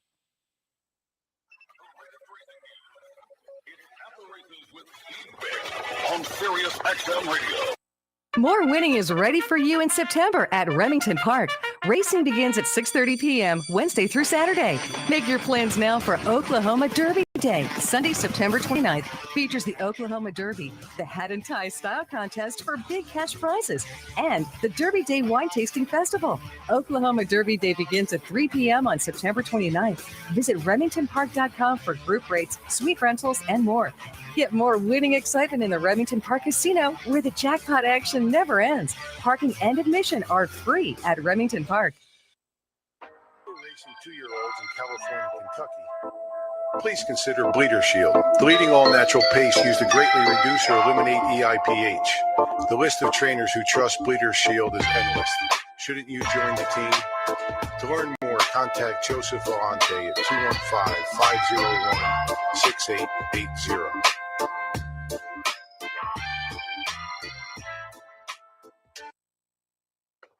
Who you betting on? How about an app created specifically for horse racing? Naira Bets. We specialize in thundering hooves, fist pumping, and boosting your bankroll with robust weekly promotions, and offer betting tips from actual horse racing experts. Bet all day and night, nationwide. Get the action in thrill horse racing with Naira Bets. $200 deposit match with promo Steve200. Visit NairaBets.com for details.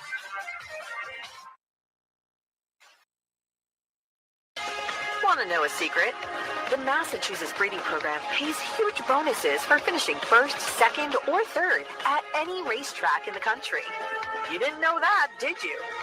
Massbreds get paid up to an additional 25% of the and breeder, and stallion owner, and developer.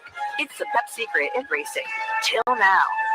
Tell all your friends. And to learn more, visit massbreds.com.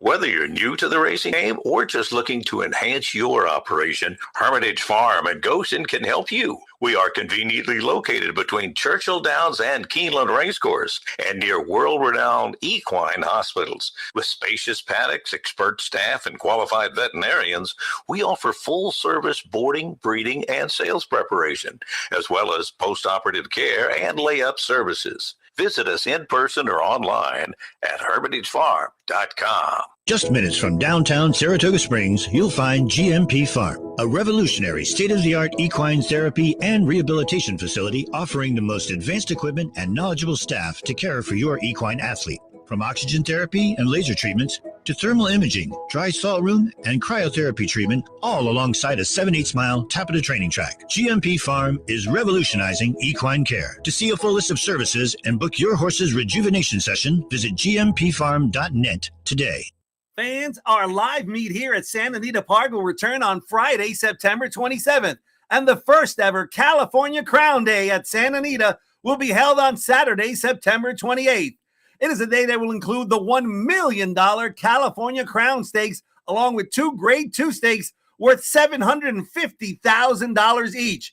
It will also include premium compound experiences with incredible food and beverage options, along with world-class live musical performances, interactive experiences, and cutting-edge technology. Griffin, Little Yachty, and Shabuzi are just some of the live acts that will be performing. You can get tickets at CaliforniaCrown.com. For additional information regarding our autumn meet, go to santanita.com. California Crown Day, Saturday, September 28th, will be an unforgettable day of world-class racing and world-class entertainment that you will not want to miss here at the Great Race Place, Santa Anita Park. Sirius XM Sports presents At the Races with Steve Byk. Horse racing, handicapping, interviews. This is At the Races with Steve Byk.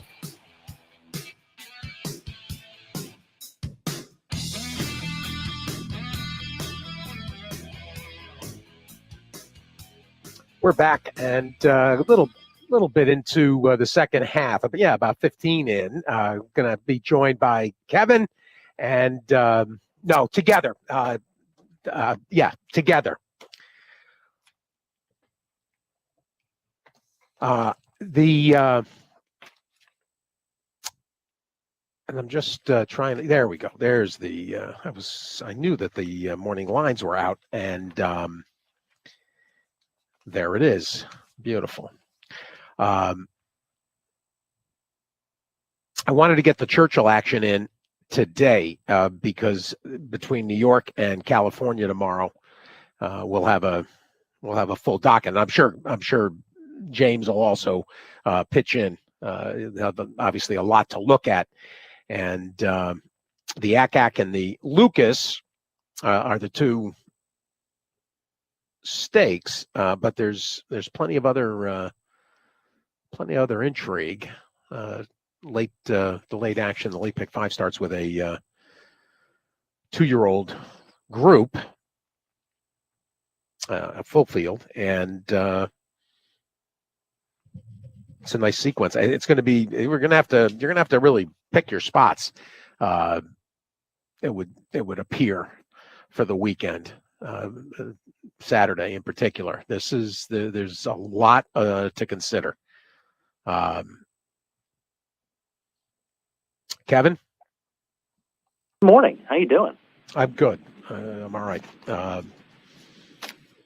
Trying to get out ahead of this. You know, it's always good to get out ahead of it, right?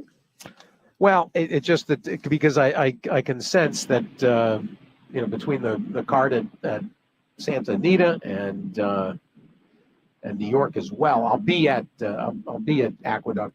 We'll do the show from Aqueduct tomorrow, and and then you also got don't forget you've got Remington on Sunday. It's Oklahoma Derby Day at Remington on Sunday, so we got that to do as well. And they'll draw the Sunday card as well at Santa Anita with the Sprint and the Zenyatta. I think Caitlin is with us as well. I am. Good morning. I'm sorry I missed you on last week on Friday. You were fine. No, I looked up and I realized it got to be 11:30 and you had TV to do. It happens. I forgive you. Steve, you know what happened? I walked into the paddock for the first race. I've never seen Caitlin more mad than she was. I can't believe Steve didn't call me. Well, it doesn't happen too often, but I realized the minute we started a call for you, and I said, "Oh, she's on the air." So that's another reason I wanted to get out ahead of it today. Well, we're not going to be on air for another 6 hours, so. All right, yeah, because it's a Thursday. It's the late card today, and yesterday I've been saving this from yesterday. You had a nice maiden group under the under 50, the 50,000 and under. Nacho Correas and Tom Drury in a nail biter that came in the 5th, and Count the Brave, the Speedster Colt, ended up getting the knob. Mr. Wireless came through for Brett Calhoun. And I've been a fan of his. It's unbelievable. He's now 6. And Randy Morse, always happy when Randy wins. Blue Squall in that quasi-featured 8th. And Pancake House, for those of you that are big fans, KK, when you go to Oaklawn, are you a Pancake House guy? I mean, I've never been to Pancake House. I've driven by there, and the couple of times I've driven by there, it was packed to the gills. So I just ended up going to the Track Kitchen at Oaklawn, I think, every morning for breakfast. Oaklawn Track Kitchen has a big reputation. I will make a push. Dave Hill will be on later, and we'll get the official Hot Springs native breakfast. But the best cafe off of downtown. Pancake House. Jay Privman's going to get upset. He's like the biggest Pancake House guy there is. But I usually end up at Best Cafe. So that horse swept the pool last night. Is that right?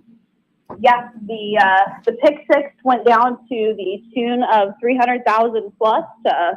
One player, there was one horse live in the pool, and it was Pancake House. And a couple people upstairs had that 7, so that was interesting. Curlin's, the Curlin, that was the Marianne Shearer favorite, gesture, I think was what Yeah. it was. I was Curlin's going to gesture. say Curlin's approval or Curlin's something, but Curlin's gesture. Well, 26-1, Martin Schwann for Jordan Blair and Royal Steed Racing, the 5-year-old. Huh. And Jordan Blair, he was playing Monday morning quarterback. I just ran into him and I said, Jordan, how's it feel? You had someone take down the entire Derby City 6 pool. And he said, you know what? I think the blinkers off of this horse definitely helped. He said he ran a solid figure last night and definitely needed the blinkers off to see those charges coming to his inside and outside down the lane. And the Derby City 6 got hit last night, but we still have 4 days of racing left. And of course, Sunday with closing day here, Steve, it'll be mandatory payout in all the wagers. So it'll have a couple of days to build up, and we'll force it out on Sunday for closing day of the September. Well, even the pick five paid $17,700. I'm just looking for one of those scores. That's all we need, right? As horse players, we're just hoping. I mean, even a 4-figure, even a 3-figure score these days, I've been ice cold. I just need something. Well, this 325,692. Do we know? Is there any other info? Do we know where it came from? It was a $230 ticket, and it was placed on the ADW. That was not Twin Spire, so I don't know which one it was, but I do know the ticket was a moderate $230 ticket. So turn that into $325,000. If my math is correct, I think you just under the threshold, so Uncle Sam does not get a cut off the top. How about that? that's the way to do it. Jeez, that's amazing. Actually, I'll do the magic of some quick calculation. 325, 692 divided by 230. Yeah. It's great. Great way to do it. And, congratulations for that player. And, that's a life-changing score for many people. You think that guy went into work today if it was a man and if he is still working?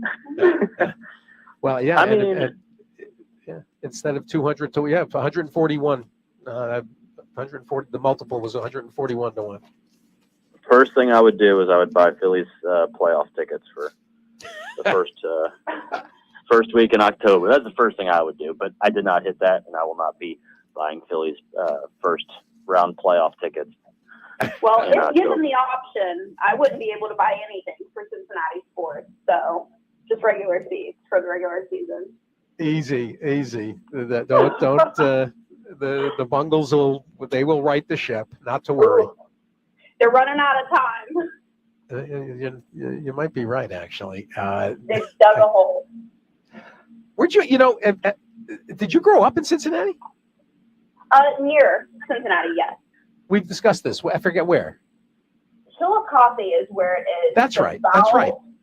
Yeah, 40 or so minutes, so it's not too far. But I mean, I was in Cincinnati all the time growing up, and a diehard Cincinnati sports fan my entire life, and it's been something, a lifetime sufferer of those organizations. Well, I lived in Cincinnati through what we affectionately called the Vern Rapp years at Riverfront. I've not been to the new ballpark, which we got to rectify that. I couldn't get Marty McGee I couldn't boost Marty to come up. In fact, the Phils were in town, KK. We talked about that, about going up to the Natty for a game. It's a fun place to watch a game. You can. I love to be able to go to Skyline on the concourse and be able to have a couple of cheese conies while I'm watching the Redlegs play, and that's one of my favorite parts about their stadium up there. It's a very underrated stadium. We're gonna get there at some point. I always take a picture as we drive by, and as somebody who enjoyed the real old left-hander, Nuxie, Joe Nuxall, WLW, the big one. The old left-hander rounding third and heading for home. Let's talk about the card and the two stakes, and of course the ACAC and the Lucas Classic guys. They both have been pretty impactful toward Breeders' Cup. And let's start with the Lucas. Start with Lukey, where Hit Show is going to lead the way in. And I had Kenny McPeak the other morning, of course, talking about Torpedo. He was all gung-ho on Rattle and Roll coming into this. Caitlin. I'm actually really surprised. I wasn't really knowing what was going on with Rattle and Roll. He had a busy season last year, had a very good start to the season all the way through the summer up until the fall. It's kind of tailed off a little bit, so I was surprised to kind of see him back in this race. And I mean, this is a division, especially with the older horses, that I think is just kind of wide open at this point. So he could be a nice addition once again, coming in with the older type of horses. So he I think is kind of the forgotten horse in this race. Hit Show is the one to beat, but I don't think he's unbeatable. Disarm with the blinkers coming back off, I do think is interesting. But I think there's a lot of horses in this race that things are very circumstantial for. So we'll have to see how the pace shapes up. But it is Hit Show's race to lose, I think.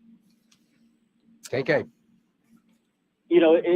This field is very interesting because Hit Show is one of 3 horses on the Saturday card who is owned by Wasserman Racing, who I think is trying to make a big stand in the global racing ownership crew. I didn't even know they bought Hit Show. That's news to me. Yeah, he was a private purchase after he won the West Virginia Governor's Cup in early August.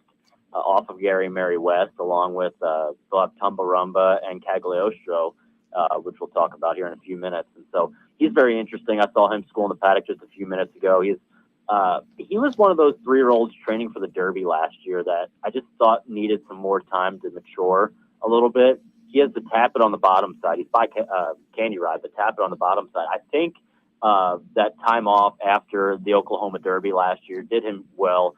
He came back at Churchill. It was very impressive, breaking his mate and sort of trying to figure out what was next for him. And he ended up going to the Cornhusker, which was probably an easier spot than jumping maybe to the Stephen Foster, which he was nominated for at Churchill. And he didn't run well that day, but he came back and ran a really gutsy effort in that West Virginia Governor's Cup. I've liked what I've seen of him in the mornings training. And, there's not much time left before the Breeders' Cup Classic. And so, I would expect a good effort. Maybe would get him out to Del Mar for the Breeders' Cup. And Rattle and Roll, too, is just a wild card in this race. I'm excited to see him back in action for Kenny McPeak. And so we'll have to see if he's back into form. But it's a solid race, top to bottom. Disarm is in here. He sort of needs to prove it to me. He's won when he's taken the blinkers off. We'll take the blinkers off again in this start. But he's one of those from a gambler. He's 3-1 on the morning line. He just sort of needs to prove it to me that he's the Disarm that we saw in his 3-year-old year when he was hurrying up to make the Kentucky Derby. I trust everything Steve Asmussen does, but you just never know what he's done recently, if he's going to be the Disarm of his old, or if he's going to sort of show that same regression that he's shown in those last 3 starts against some better competition in Grade 1 competition. But it's an interesting field. Race 10, the Lucas Classic. Stay up late, Steve. 10:40 p.m. Eastern time on Saturday night. Well, I got to make a point about the pace, because other than Cook Creek, this was a claim. This is a classic maker, flying P scenario. They claim a horse for 40, and then he proceeds to win a pair of allowances, pay for himself a couple of times over. He's seemingly right. Where else is there any speed in this? There is no speed. Besides, there's not. I mean, maybe I don't know. I can't even try and pretend like there could be someone else that could show that early tactical footing. Warrior Johnny on the outside does have shown some speed way back in the past, but he's done his best running sort of just off the pace, and so I could see him tracking in that first play with Jose Ortiz. But getting Louis Saez on Cook Creek, we know what Louis likes to do, and he rides some of his best races on the front end. So I can see Cook Creek, maybe shocking things because there isn't a lot of pace. We saw Hit Show was well out of it in the West Virginia Governor's Cup when he was 7 lengths off that, torrid early pace there when they went 23:46. They're going to go at least 2 seconds slower, I see, in this race. Well, I'll tell you that I'm looking at Thorograph, and the race 2 back by Cook Creek absolutely fits in here. And if he runs back to that, they're going to have to come catch him. This is a dangerous horse, and the way Saez, I happen to love Luis Saez on a speed like this. He'll take him into the turn for home and spurt away and make everybody panic. And I'm just looking 5-1. That's a decent enough price. Cook Creek is very dangerous. And you'll probably get every bit of that price too, because people will sort of trend towards the names of Rattle and Roll and Disarm and Hit Show, of course. So you'll probably get every bit of that 5-1. Let's jump back to the 8th, and this is the ACAC. It's going to go the classic 1-turn mile. Saudi Crown returns in this spot, and all eyes on him. The Cowboy Jones was his return to North American action after the try in the Godolphin Mile. And, of course, he mixed it up with Senor Buscador and Ushba Tesoro in the Saudi Cup before that. Gets the outside draw, the open-air outside box where the air is fresh and clear, the Marty McGee. There is more pace in here, Caitlin. There is more pace in this race, and that's going to prove a problem for a horse like Saudi Crown, but I do like that he kind of drew outside, obviously, with post number 7 from some of that other pace. I don't think it's cut and dry with Saudi Crown. The horse that I thought was going to be the biggest threat to him was Mufasa. Mufasa's going to run in the Vosburg, I believe. So he's not going to come. Good. So I think that makes Saudi Crown's job a lot easier. I'm actually really surprised, not totally surprised because of how much respect I have for Brad and his operation, just how good this horse bounced back in the Cowboy Jones when he came back, because he ran good in the Godolphin Mile. Not quite maybe what we thought he was going to do, but I just thought he ran an absolute blinder in the Saudi Cup, and it probably took a lot out of him.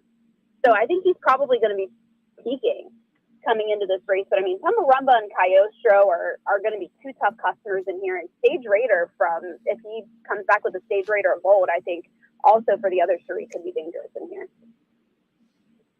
Okay. It's a fun race. Yeah, it's a fun race, Steve. Going this 1-turn mile, I always want to be on the outside going out of that chute, and I think that's why Saudi Crown has sort of all the advantage breaking from the outside.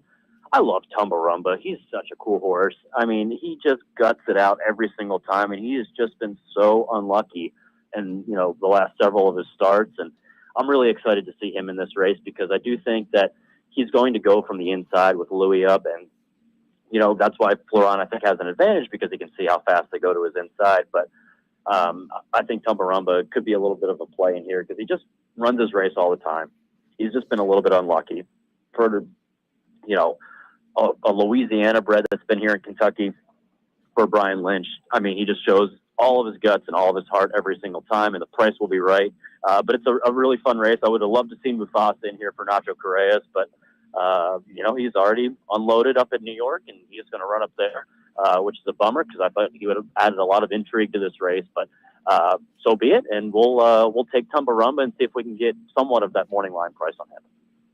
Well, and Caitlin, you mentioned Stage Raider. We learned a lot over the summer from Cherie about Stage Raider, a very difficult type of a character who trains, when he wants and kind of runs when he wants. And there's not a lot of control over, what you're gonna get from him. This is a real mercurial horse, but the talent, there's no doubt. I mean, being a Justify's brother, John Gunther would love to, enhance that resume.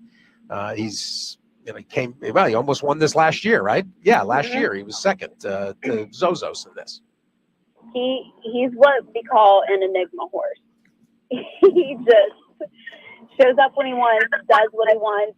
And I think it kind of really came to light, Cherie talking about, you know, how kind of difficult this horse can be training-wise, racing-wise, all of that, when he went out to the Breeders' Cup last year. And Brian Hernandez kind of said a lot of the same things, just the way he handled the task of traveling to the Breeders' Cup, running in the Breeders' Cup dirt mile. So we'll see what he ends up doing in this race, but I know how capable this horse is. And I mean, the price, if he's anywhere close to that 15-1, it just might be too alluring. That's the ACAC. The two stakes, the ACAC toward the Breeders' Cup Mile, the Lucas toward the Classic. And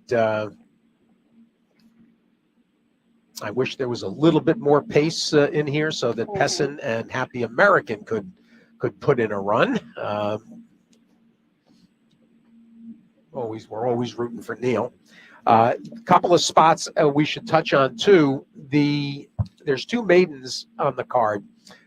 They split a 2-year-old set, the 4th and the 7th, and it kind of jumped out at me. Speaking of Cherie, there was the Bobby Flay bred Belladonna Purchase Vermelho, who is a half to Gerrymander and Lone Rock. Don't know if that means anything going 6 furlongs in the debut, but you know, a lot going on there. Asmussen on the outside. Raven's Dream comes back with a second start. And then there's some other fancy pedigrees. Mott has got the Juddmonte homebred. Atlau. Asmussen's got a Whisper Hill. Mandy Pope homebred by Not This Time. Mischievous Time. There's all kinds of things going on. What about the pedigree work, Caitlin Free? Well, I've looked at both the 4th race as well as the 7th race, and based on kind of the steam type of stuff, I think the 7th race is going to be a little bit more top heavy. That actually, I think it's going to be a fantastic race and be one of the more important main special weights that we've run here so far. At Law, I think for Juddmonte is definitely going to be the interesting one because, I mean, it's just this family that everyone keeps going back to. This is the daughter of closed hatches. And, I mean, we've seen what Scylla has done this year. We saw Batten Down last week. So all these Juddmonte horses from this family, Idiomatics from this family as well. I'm definitely paying attention to them. And Bill Mott sending this one here, I definitely, find interesting. So at Law, I think, is definitely going to be a major player in this race. And Vermelho, I'm with you on Cherie DeVoe. A lot of times, I definitely want to see how the Cheries run first time out because the jump from first time start to second time start is huge for whole horses. So if they usually run well first time out or even win on debut, you know that they've got just some real raw ability. KK. I think these races, both from a gambling standpoint, are difficult, right? Because, pedigrees, you're mentioning of all these horses and their families that, relish going the 2 turns, but, going 3/4 of a mile is a totally different game than going, 2 turns. So I think both of these races have a lot of potential for down the road, gambling wise perspective.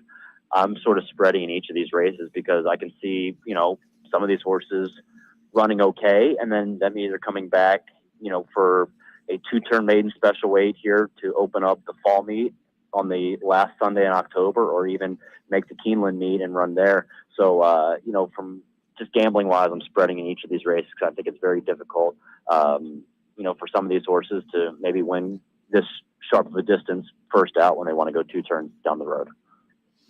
How about KK? How about the 7th? It's sort of the same thing. It's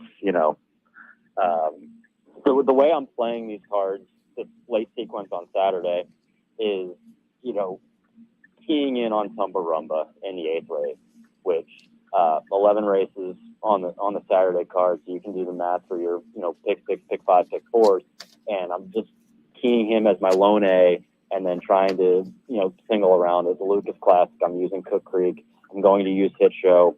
And those are going to be my 2 main A's. And so I'm going to narrow in both of those races, spread in the races around them, and then hope I can get a price for this thing to pay pretty well. for the late sequence, because I think those races are sort of question marks around them and could have a price in any of those races surrounding the two stakes on Saturday night. Caitlin, you got anything clever in that seventh? No, I just kind of like I mentioned earlier, there's been some horses that I've heard some talk about around the track. Swaloo for the Phil Bauer barn is definitely one of those. I've heard some things from Neil Pessin about Cornhusker Chris, and I know Norm Cassie also likes Captain Cook. Castle Run for Cherie DeVoe is also very intriguing. So there's so many horses in that race. I think maybe even more so than the fourth race that there could be some really talented horses in here. But I'm with KK. Like, there's so many first-time starters in these races, just so many different variables. There's horses that are going to maybe want to go 2 turns and may just kind of need the start before coming into maybe their own a little bit later on in the fall. So these are going to be grab bag type of races, but I think they're going to be important races. DJ Stable has got a Tis the Law colt, Grim Reaper, making a second start. Debuted at Monmouth in July and happens to be a half to Bet She Wins, was a stake horse. And I also saw that was it Cherie that had the half to Super Hoity Toity? Mrs. Weber's. What a name. Yeah. There happened to be a couple of somewhere in here was a Super Hoity Toity half, and that kind of it was Pessin.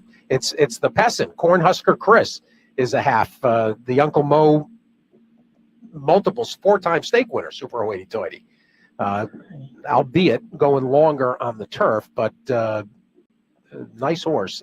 Cornhusker Chris. If Pessin's talking up a firster, then there must be something there, because that's not necessarily his MO. Although he's got I tell you what, Pessin's got almost a $2, almost an even ROI with his firsters. They're possible. Interestingly. Yeah. They're absolutely possible. There you go. The rest of the card, there's a good third level allowance sprint, not a big field. Some familiar horses like Gulfport, who has been sort of out of sight, out of mind, has run only once since April of last year, but he did win. So it's good to get Gulfport. Hopefully the Asmussen team and the Howling Brats could keep that one going. And, Moquette, Osborne is now a 5-year-old, and he showed so much promise as a young horse. Rusty has got Sweet Cherry Pie for the BBN people. And Greg Foley's got Champlin in here as well, another horse that is coming off of a layoff line, and a horse that flashed real ability early in the year down at Fairgrounds. Champlin was actually, he was locked and loaded one afternoon here in the spring meet at Churchill, and he was scratched in the paddock because he ended up kicking the paddock railing, and so he was scratched by the state vet. And I just watched him school in the paddock a few minutes ago, Steve. He looks like he's filled out. He just looks like he's just ready to go. He had 2 handlers on him. He looks like he is full of himself, so I'm really excited to see him. And the Greg Foley barn tomorrow at Churchill Downs will have Bango trying to get the sole record for the all-time winningest horse in Churchill Downs history. He goes for win number 12 here beneath the Twin Spires. He's worked like he's maybe back to form that he's shown last year and the year prior. He has been, tailing off here in the spring. So hopefully he can be the Bango of old and kickstart a good weekend for the Greg Foley barn. Well, it's a big and important weekend at Churchill. Keeneland, of course, next as the action continues hot and heavy in the bluegrass from Kentucky Downs to Churchill to Keeneland before coming back around for the November meet. And Caitlin Free, Kevin Kirstein, Horse Racing KK, and Caitlin E. Free. Good luck today, tomorrow, Saturday, Sunday. All right. Well, we are looking forward to it, and the September meet is coming to a close, but we'll be back in no time. Well, I was going to say, where do you go? Have you managed to sign on to yet another do you have to go up to Presque Isle for 4 weeks, or can you actually get a few weeks off?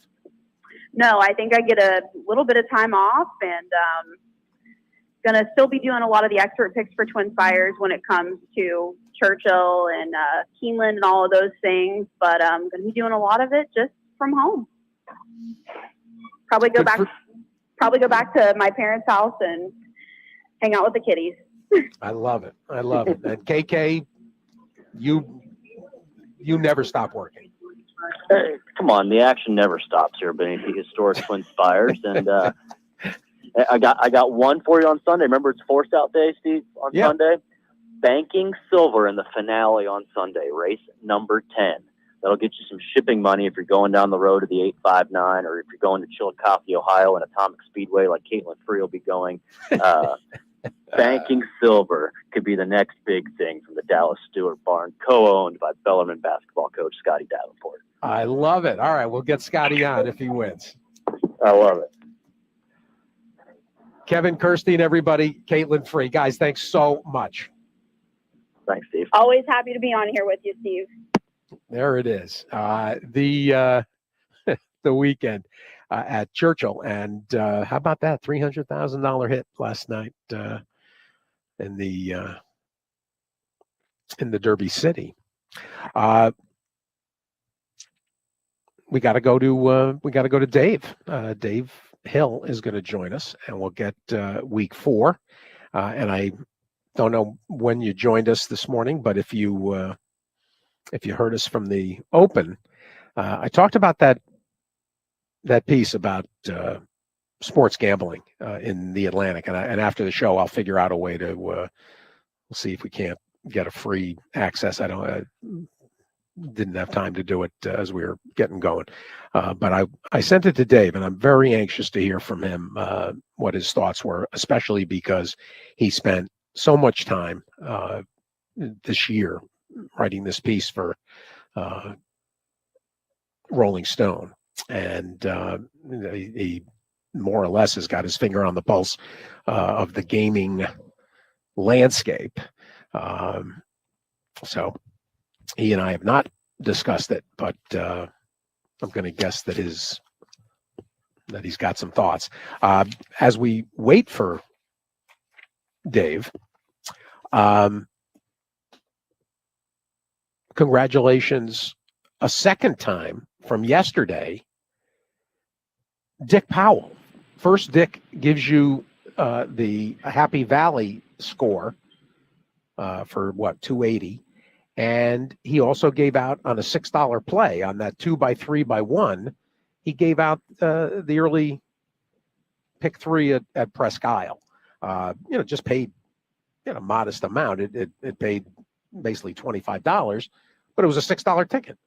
So you could have punched it a bunch of times. And actually, the overlap that was offered by PMO, Pat Morrell, Pat also, he liked Blue Soldier. He liked Son of Liberty. So, and then actually, he also had, it was an easy winner, a Zoe in the 4th, and he just missed. It's funny. There was a potential for Dick's play, and the horses in the 4th and 5th that Pimo told you about came within a neck of the pick 5, actually, which paid 208. So anyway, good day yesterday for all of our for at least 2 of our pundits. And you know what I didn't check was actually Seth. I didn't check Seth's Churchill. How did Seth do with Churchill? I'll have to go back and check. Because he gave out the pick 3 play. It's here somewhere on my desk. I'll figure it out. So if you're a subscriber to our 4-star program, wait, we don't do that.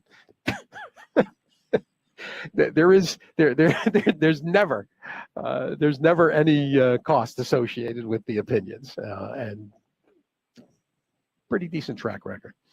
I think Dave Hill is with us. Yep, I'm here. Boy, you sound gung ho, Dave. Well, some weeks you're the dog, and some weeks you're the fire hydrant. Well, we'll soften that blow with two other topics before we get going. I don't know if you were listening earlier, but breakfast in hot springs came up. Oh yeah, always a fierce debate. Well, Pancake House yesterday closed out a $300,000 pick six score for somebody, and I think there's only one Pancake House that it's named after. Has to be right. Oh, that's nice to hear. Yeah, that's nice to hear. But I know you're not a fan, right? We've had this argument before. My problem might be that I am not a big pancake guy to begin with, and sure. And so if it was omelet, neither am I. Neither am I. We're waffle people. We named our dog Waffles. We eat waffles every Sunday at our house.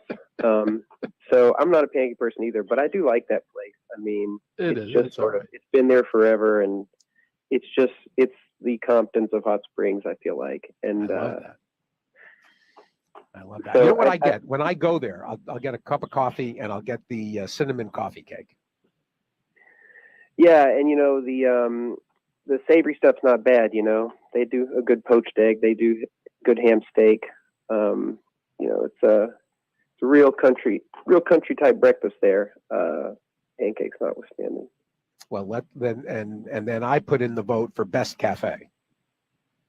Best Cafe is great. They're newcomers, and it's a nice place, and they do good food there.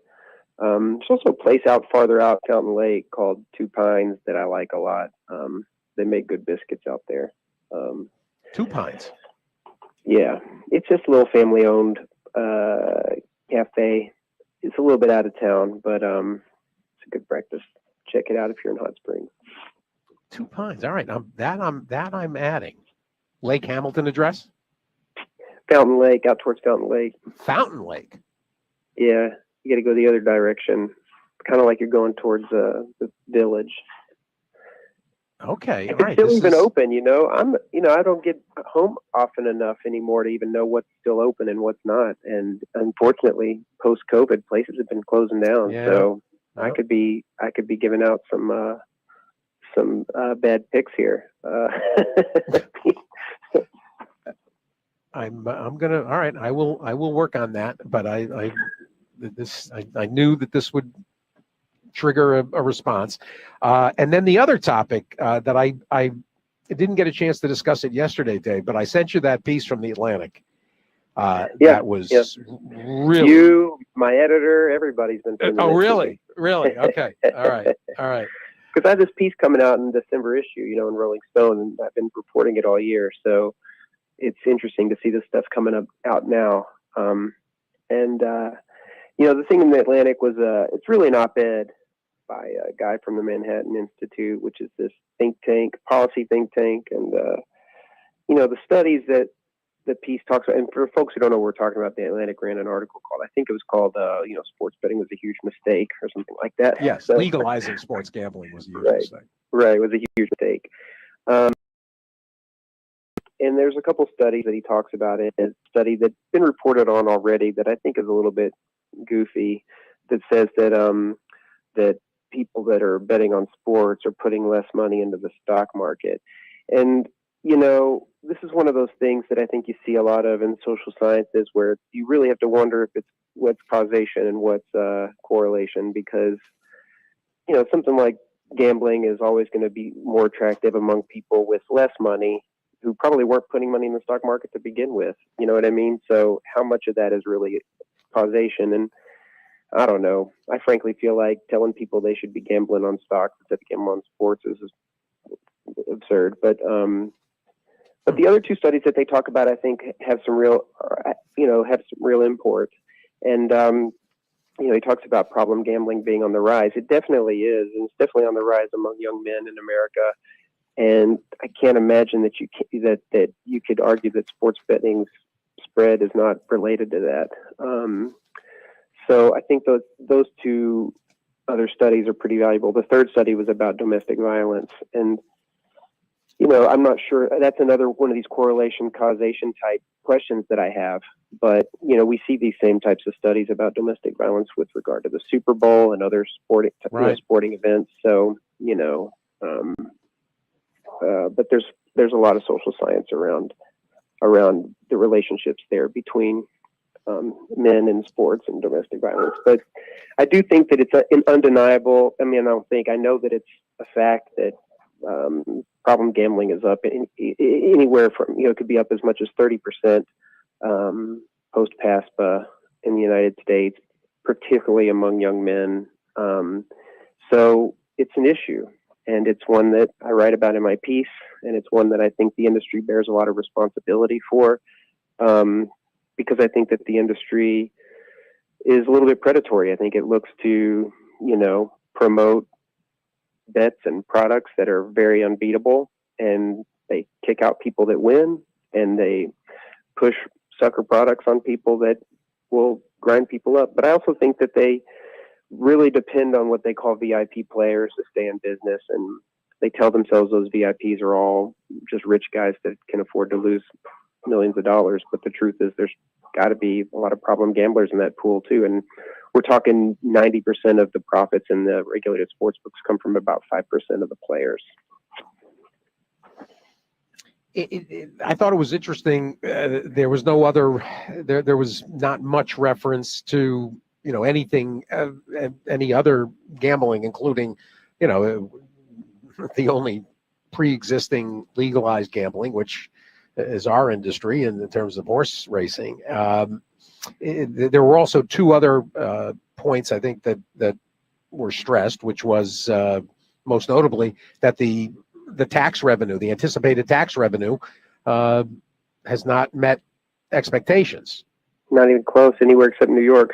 In New York, it's been overwhelming. It's been it's surpassed anybody's expectations. In New York, they've brought in billions, but in other states, it's been a pittance, and that's because in New York there's a 51% tax rate, and the industry, the major companies, DraftKings and FanDuel, quickly not only agreed to it, proposed it, because they thought if they could get their strategy, it seems, was that if they could get a really absurd tax rate in New York, it would crowd out their competitors, and that they could afford to kind of take a bite on it to dominate this market and get the market share, and that maybe they could get it down later. If that was their strategy, then they're idiots, because taxes don't go down in New York. The line only goes in one direction.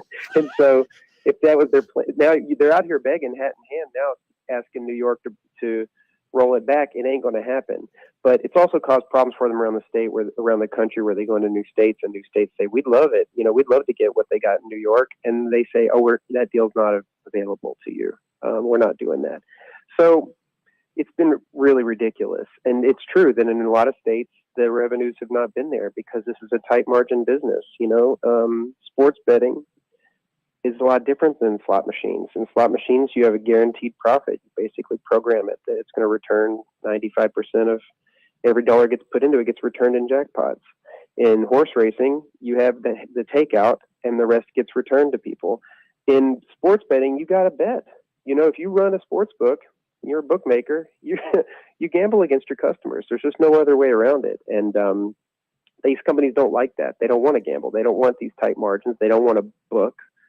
They don't want to have to, book action and constantly manage risk. And, they would rather have a slot machine. And that's what they're all looking to now. I think the pivot we're going to see in this industry is they're going to quickly try to get out of the bookmaking business and get into the slot machine business. And I think that could be far worse than anything that this Manhattan Institute writer at The Atlantic could even dream of.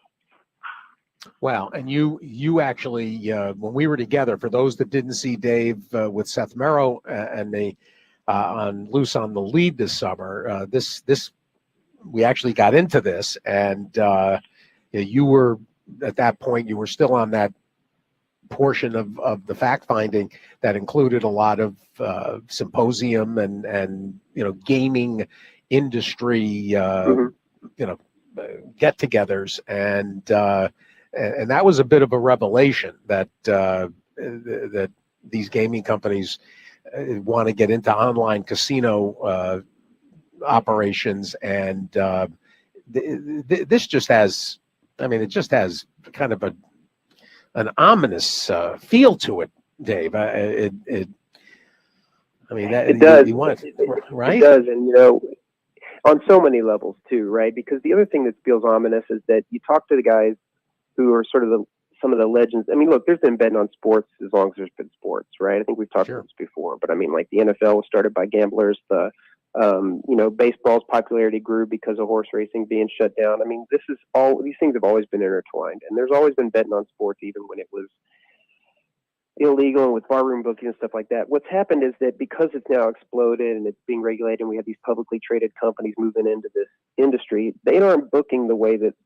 bookmakers who learned this trade over the years, even in Nevada, used to book. And it's something that's really been shocking to folks who have made their living for decades in this industry to see the way that the FanDuels of the world book and the products that they're selling people and the absolutely, ridiculous juice that's being charged here. And, and the fact that they still can't turn a profit with, some of these same game parlays with like 20, 30, 40%, hold, and they still can't turn a profit. So, I interviewed Roxy Roxborough. He's a legendary bookmaker from, used to be the bookmaker of Stardust. And Roxy says, America can survive legalized sports betting. They've survived sports betting for forever. So we could survive this.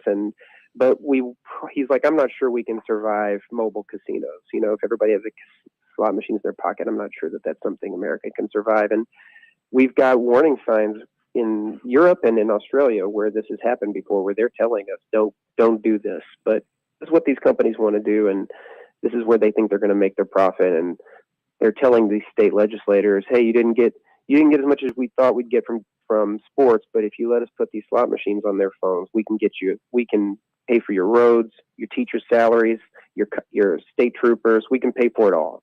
And that's what we're going to be up against in the next couple of years. So it does feel a little ominous and a little heartbreaking, because if they had just done what we thought they were going to do, which was,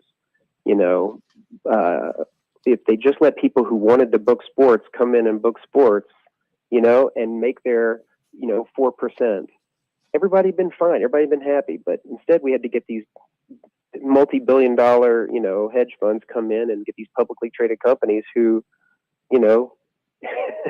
don't want to shear the sheep. They want to skin it, and I think that's really ruined what could have been something that would have been fine. And, things have to get worse before they can get better. Right. And, I fear that what that means in this case is a lot of problem gamblers, and it means a lot of, really bad products being offered by sports books, along the way.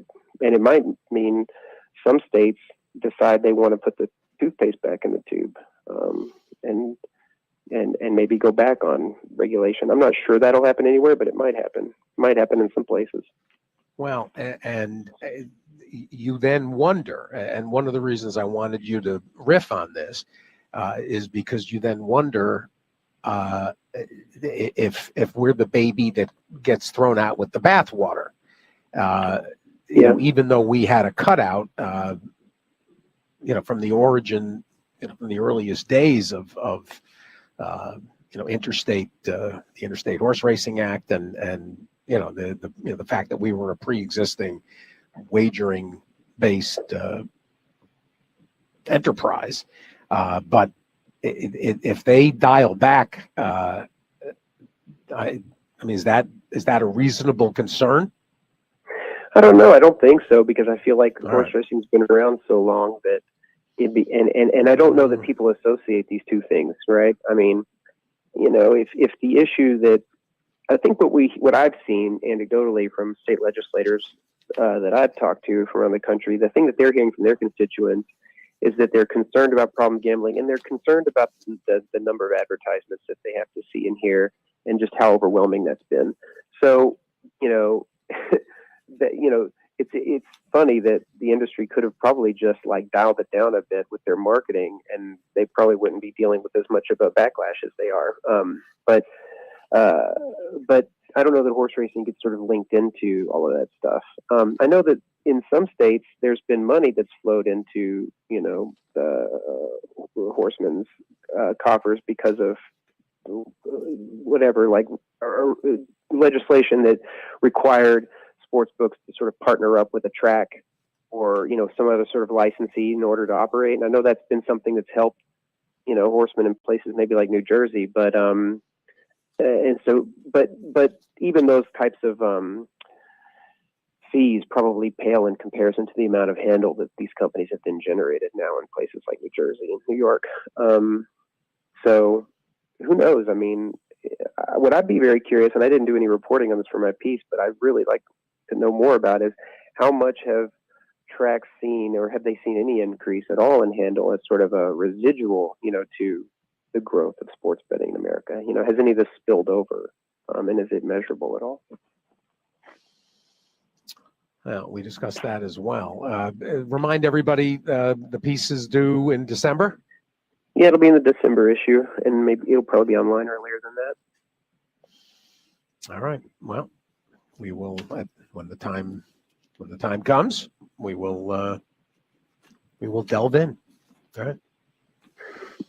Yeah, I mean, it's been a fun piece to report and work on, and I learned a lot about what's going on in the industry doing it. Had a lot of fun writing it, and I hope folks enjoy it. How many words is this thing? A lot. This is a battle I'm having with the editor currently, but it's a lot. It's a big one. The biggest piece you've ever compiled? It's up there. Yeah, it's up there. All right. I could not resist. I saw that piece. I be read a it, book. and well, I was going to say you could probably or a pamphlet. Nobody issues pamphlets anymore, do they? I don't think so. No, I don't think they do. No. in the great tradition of Thomas Paine, it's Thomas Paine, or the tip sheets at the track. There you go. All right. We've avoided week 3 recapping enough. Yeah, it was. So I don't know if you followed it, but Circa Survivor. So my group, we had 6 entries. We are out, and we are out. We join everybody else. There were 14,000 entries in Circa Survivor. There are now 640. So in 3 weeks, we've lost over 90% of the pool. It's crazy. It's really, truly one of the nuttiest things I think anybody's ever seen. So there's about 640 people now competing for $14 million on week 4. The whole thing could be over before Thanksgiving. Yeah, it's just last week, I think the top selections were in Survivor were Cincinnati, Cleveland, Vegas, New York Jets. I can't remember who else, but I mean, of the top 5, I think 4 lost outright. The only one that won was the Jets, and the Jets are a Thursday night game, which made it hard for a lot of people. Our team included, we wanted the Jets. We decided not to pick them because you'd had to put in your pick on Thursday, and that puts you at a little bit of a disadvantage because you don't know if you put in your pick on Thursday, you have less information about, just like when we talk on Thursdays, you have a lot less information about who's starting, who's playing for the week on the other teams. So the only people who got through were the people that had the guts to take the Jets on Thursday night. Amazing. And yeah, it just crushed everybody. I won my pool with my friends this week, just by luck. There are only 20 of us in it, but everybody's out. So I won it in week 3. I mean, it's in the Circa Millions contest where I'm clinging on to a 8-7 record. So I'm barely holding on to a winning record there. I think that there's one person I think that stands atop the field 13-2. Now that's unusual too. Usually 3 weeks in, you've got a lot of folks who are undefeated who've gone 15-0, and you have a big clump of them up there. Now we got one person at 13-2. There's very few people that have pretty strong records 3 weeks in. A lot of the consensus picks have gone down. It's just an unpredictable season so far. I think a lot of handicappers are perplexed. A lot of power ratings are kind of going haywire, and and on top of the fact that the teams are kind of playing differently than folks saw them playing last season, some of these blowout games are throwing a lot of the data, making it difficult to make sense of the data that gets fed through some of these machines too. So it's been an interesting 3 weeks, but it creates a lot of value, I think, too, for folks who feel like they've got a good handle on this, on what's happening right now. But it feels like there's a lot more running than we thought there would be this season, and that has to do with defenses playing a lot more. Maybe we're seeing a lot of too high safeties, shells. We're seeing a lot of defenses that are protecting against big explosive plays. So we're seeing a lot more running than we probably did last season 3 weeks in, and that'll change too. So it's been wild, but that's part of what makes it fun. And for our part last week, we would have had a winning week if we hit the teaser. The teaser was plus 160. And if we hit the teaser, then we go 3-3, but we hit the plus 160. So it ends up being a profitable week if we hit it. And losing the teaser was really, I'm okay with losing some of those sides. But losing the teaser was really the bad beat for our week. The Niners game, I don't know if you followed it, but we hit the first two legs. So we're alive to the Niners -1. And then the Niners are 97% to win in the fourth quarter. Yep. 97% to win. And that's, we got a -1. So we're coasting here, right? And then they fall apart. And the Brands had this incredible comeback. And I just watched it with my head in my hands. I couldn't believe it. So that was my bad beat of the week. I think that really hurt our card. Our card would have had a positive outcome if we pull that teaser off. Then it makes up for the sides. But Monday night this week we had 2 games. We had a doubleheader, and I was able to get even and do well on Monday night. I loved it. I think they should keep doing doubleheaders every Monday, or really not even a true doubleheader, because they were kind of going on at the same time. They're just a little bit staggered, and I liked that. We got one. We've got one this weekend again. Yep. Jacksonville, Buffalo, that was last week. Tennessee, Miami, and Seattle, Detroit. We'll get to this week in a minute. I do want to hit one thing and get a reaction from you, because you did talk about skewed data. There was one of the great maxims. It seems in betting the NFL and in observing NFL, which is the desperation factor. The Giants came in 0-2, Indy came in 0-2, Denver 0-2, Carolina, Baltimore, the Rams, Jacksonville, and Cincinnati. The 0-2 teams went 6-2. Mm-hmm. And doesn't some of the emotional aspect of professional athletes, and particularly this National Football League, doesn't it factor in a way that the data-driven element can't quantify? Yeah, it's a good question, and I think that certainly there are people who believe that what we would call qualitative handicapping, that it has some value, and it probably does. Particularly if you do both, right? If you do sort of a quantitative analysis of a matchup and then you kind of apply your own qualitative. The problem that you run into is that your qualitative analysis of the game might take you off of a number that you should have been on, because the story that you want to tell is just a story. You can't, so to speak, you can't really back test qualitative handicapping. You can't, it's not something that you can, right? You can't build a model for it. It's a little bit more ephemeral, and that's not to say that it has no value at all. Certainly, it's there are picks sometimes where the numbers will tell me one thing and I'll look at it and I just can't believe it. And I'm like, well, I just can't even believe it. So, instead of saying, well, I'll just bet the other side, sometimes I just have the option to not bet a game because I just don't feel right about it. You know what I mean? Even though the numbers may say bet it. But I rarely take money out of my pocket and put money on a game because of my gut or because of some sort of qualitative, sort of narrative-based idea that I have about a game. Rarely. Sometimes it'll happen, but not often. There has to be some sort of quantitative reason for me to put the money up too. Like I want to know that. Like I want that to strengthen my hunch, so to speak. If that's not there, I'm probably not going to bet it. And this idea that teams a must-win game. I mean, this is the NFL. There's a lot of parity in the NFL. These are all professionals at the top of their craft, and they all want to win. There's a lot of money on the line for all of these teams. They all want to win. And yeah, somebody can come in and say, this is a must win for your team. That doesn't mean the other team is playing any less hard. Sure.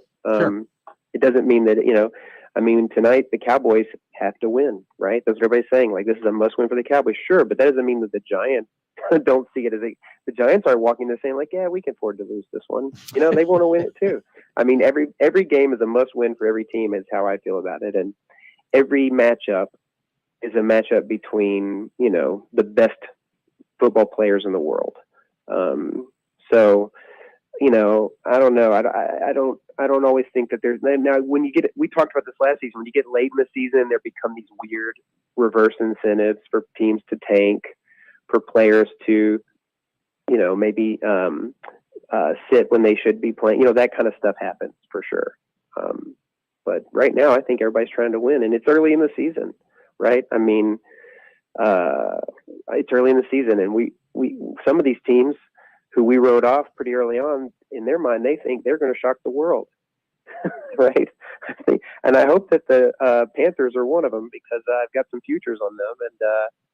And, we bet against them last week, but turned out that jockey change was a big one. And Andy Dalton looked great. And I think now the Panthers may want to shock the world. And I hope that they do because I did bet a little bit on them at the beginning of the season to do better than what we've seen. And also individual players, some of these quarterbacks, these second strings, and in some cases third string quarterbacks coming out there, they're going to play their heart out because they're auditioning for a job. They want to start. So I think go into every week assuming that everybody is trying to win. That's how I feel about it. Well, and then there's some scenarios that that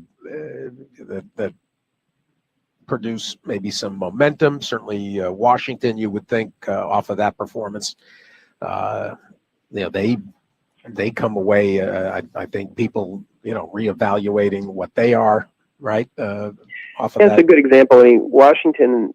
So Washington plays Arizona this week. Washington has looked. They've been underdogs that have won outright. Last week they beat the Bengals as big underdogs. I had them on the money line on Monday night and cashed a decent ticket there. The fact is that the Commanders have been I think they've been getting something like 6 or 7 yards per play. So that's an insane number that can't hold. And so the other side of that coin is that sometimes teams benefit from outrageous outlier performances that have to regress to the mean, right? It's just like when you're at the craps table and you have, you're shooting a lot of sevens, like that can't continue forever, you're going to, every time you roll the dice, the odds you're going to hit a 7 are always going to be the same. They don't change because you're on a streak one way or the other. At some point you regress back to the mean. And I think what Washington's mean is for what their offense can do probably is something better than what we thought it was going to be, but worse than what we saw in the Cincinnati game, and it's somewhere in that middle. I don't believe that Washington can, the numbers they've been putting up offensively are not sustainable, and their defense has just looked pretty bad, which we all knew that it was going to be bad coming into it. So I think Washington is a team where you can make money by fading them because their market, the public is going to be really high on them because of what you're describing, right? This sort of momentum. It feels like they have the wind at their back. They're on a streak, so people are going to back them, and that's a good opportunity to look to fade them often, right?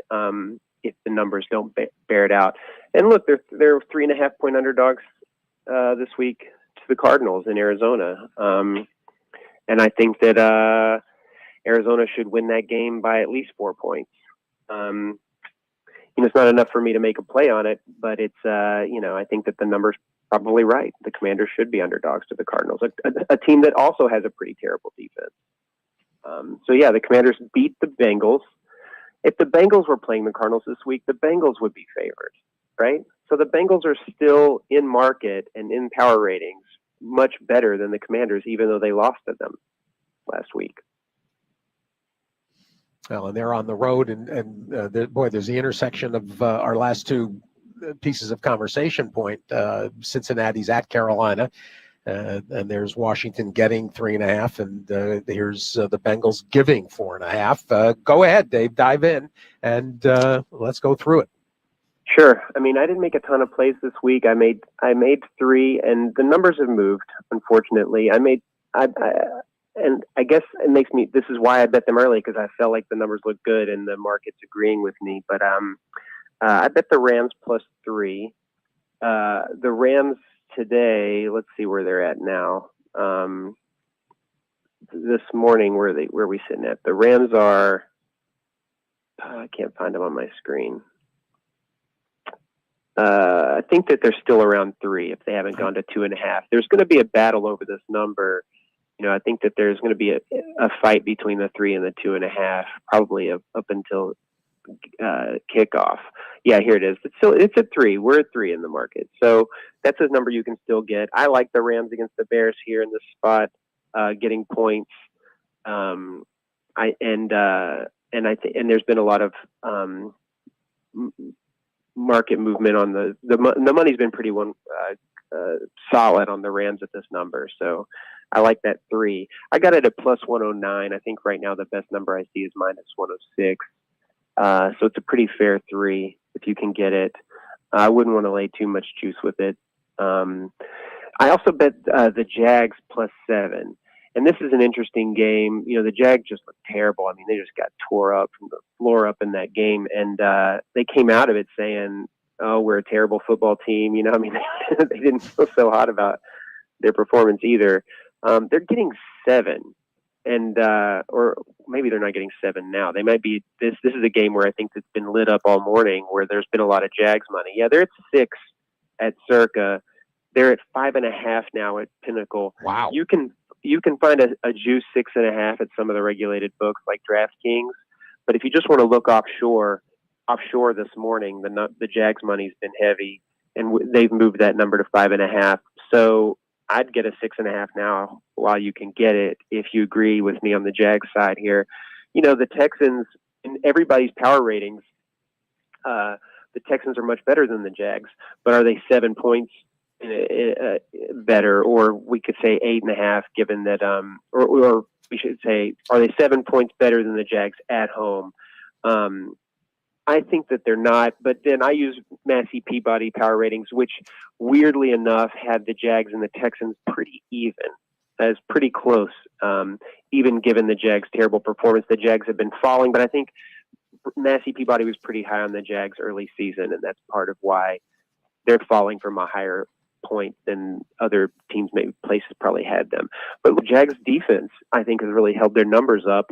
And their rushing game has held their numbers up too. They've had a pretty decent, they've had some pretty decent numbers out of their running backs, out of Etienne, and I think that they'll get tested here against the Texans. But I like getting 7 points, so I grabbed that number, and I think you should grab a 6.5 if you agree with me, because it's not going to be there for long. And then I went with the Chargers again. They disappointed us last week. I got 8.5 here. Wow, this number's already been steamed to 7. There's a lot of news now about Justin Herbert playing.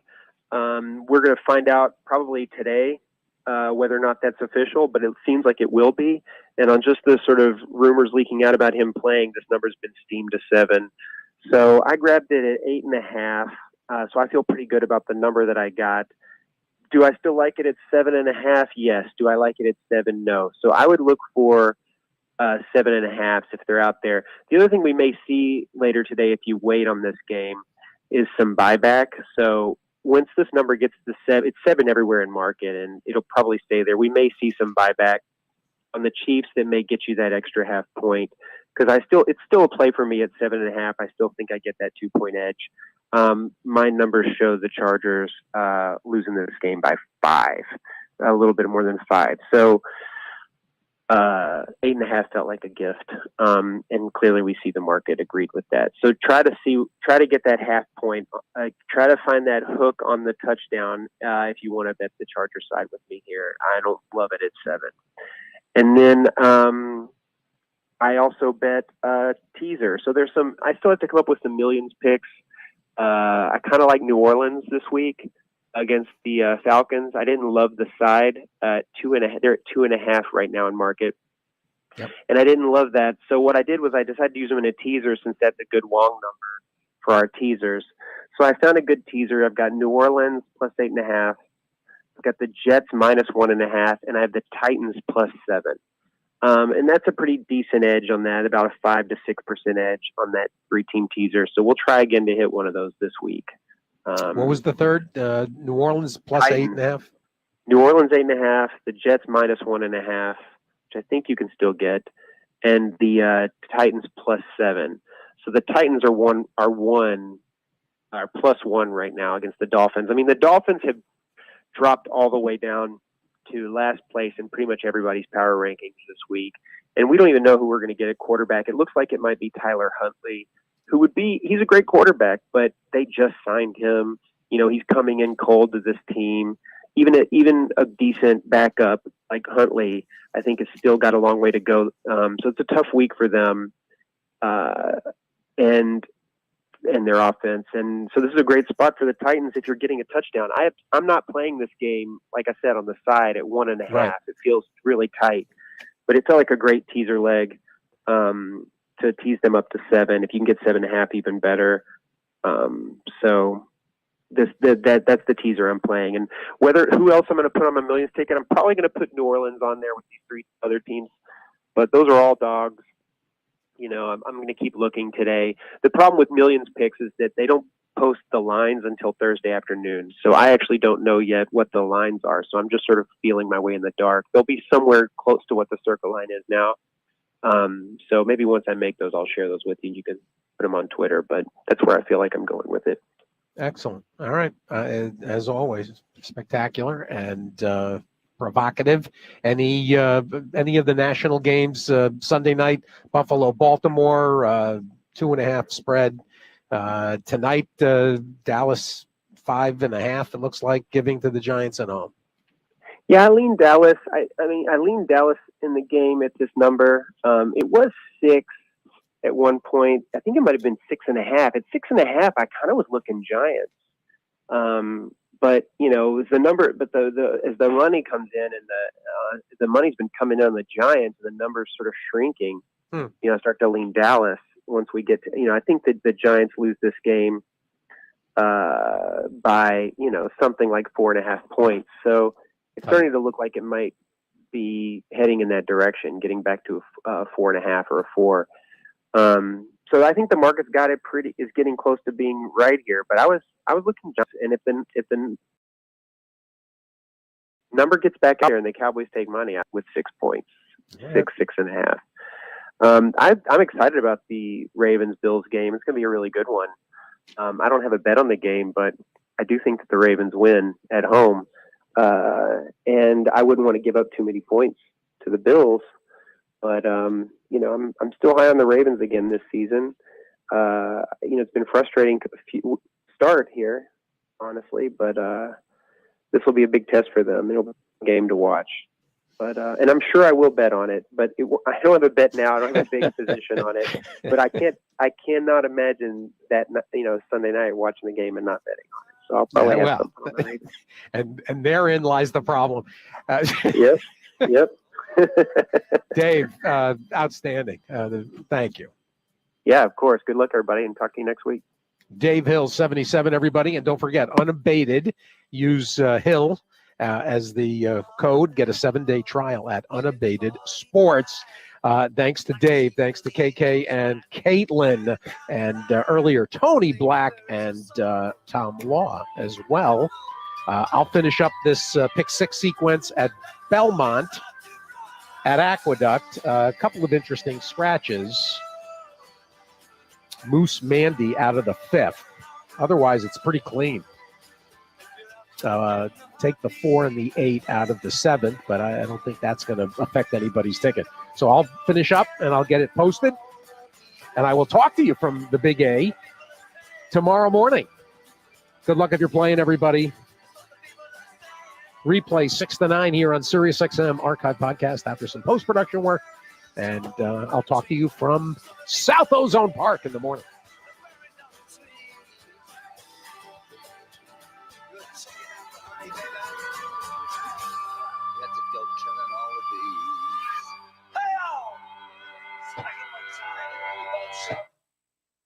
Breaking down the biggest stories in the world of horse racing. This is At the Races with Steve Byk on SiriusXM Radio. It's At the Races with Steve Byk on SiriusXM Radio. More winning is ready for you in September at Remington Park. Racing begins at 6:30 p.m. Wednesday through Saturday. Make your plans now for Oklahoma Derby Day. Sunday, September 29th features the Oklahoma Derby. The Hat and Tie Style Contest for big cash prizes, and the Derby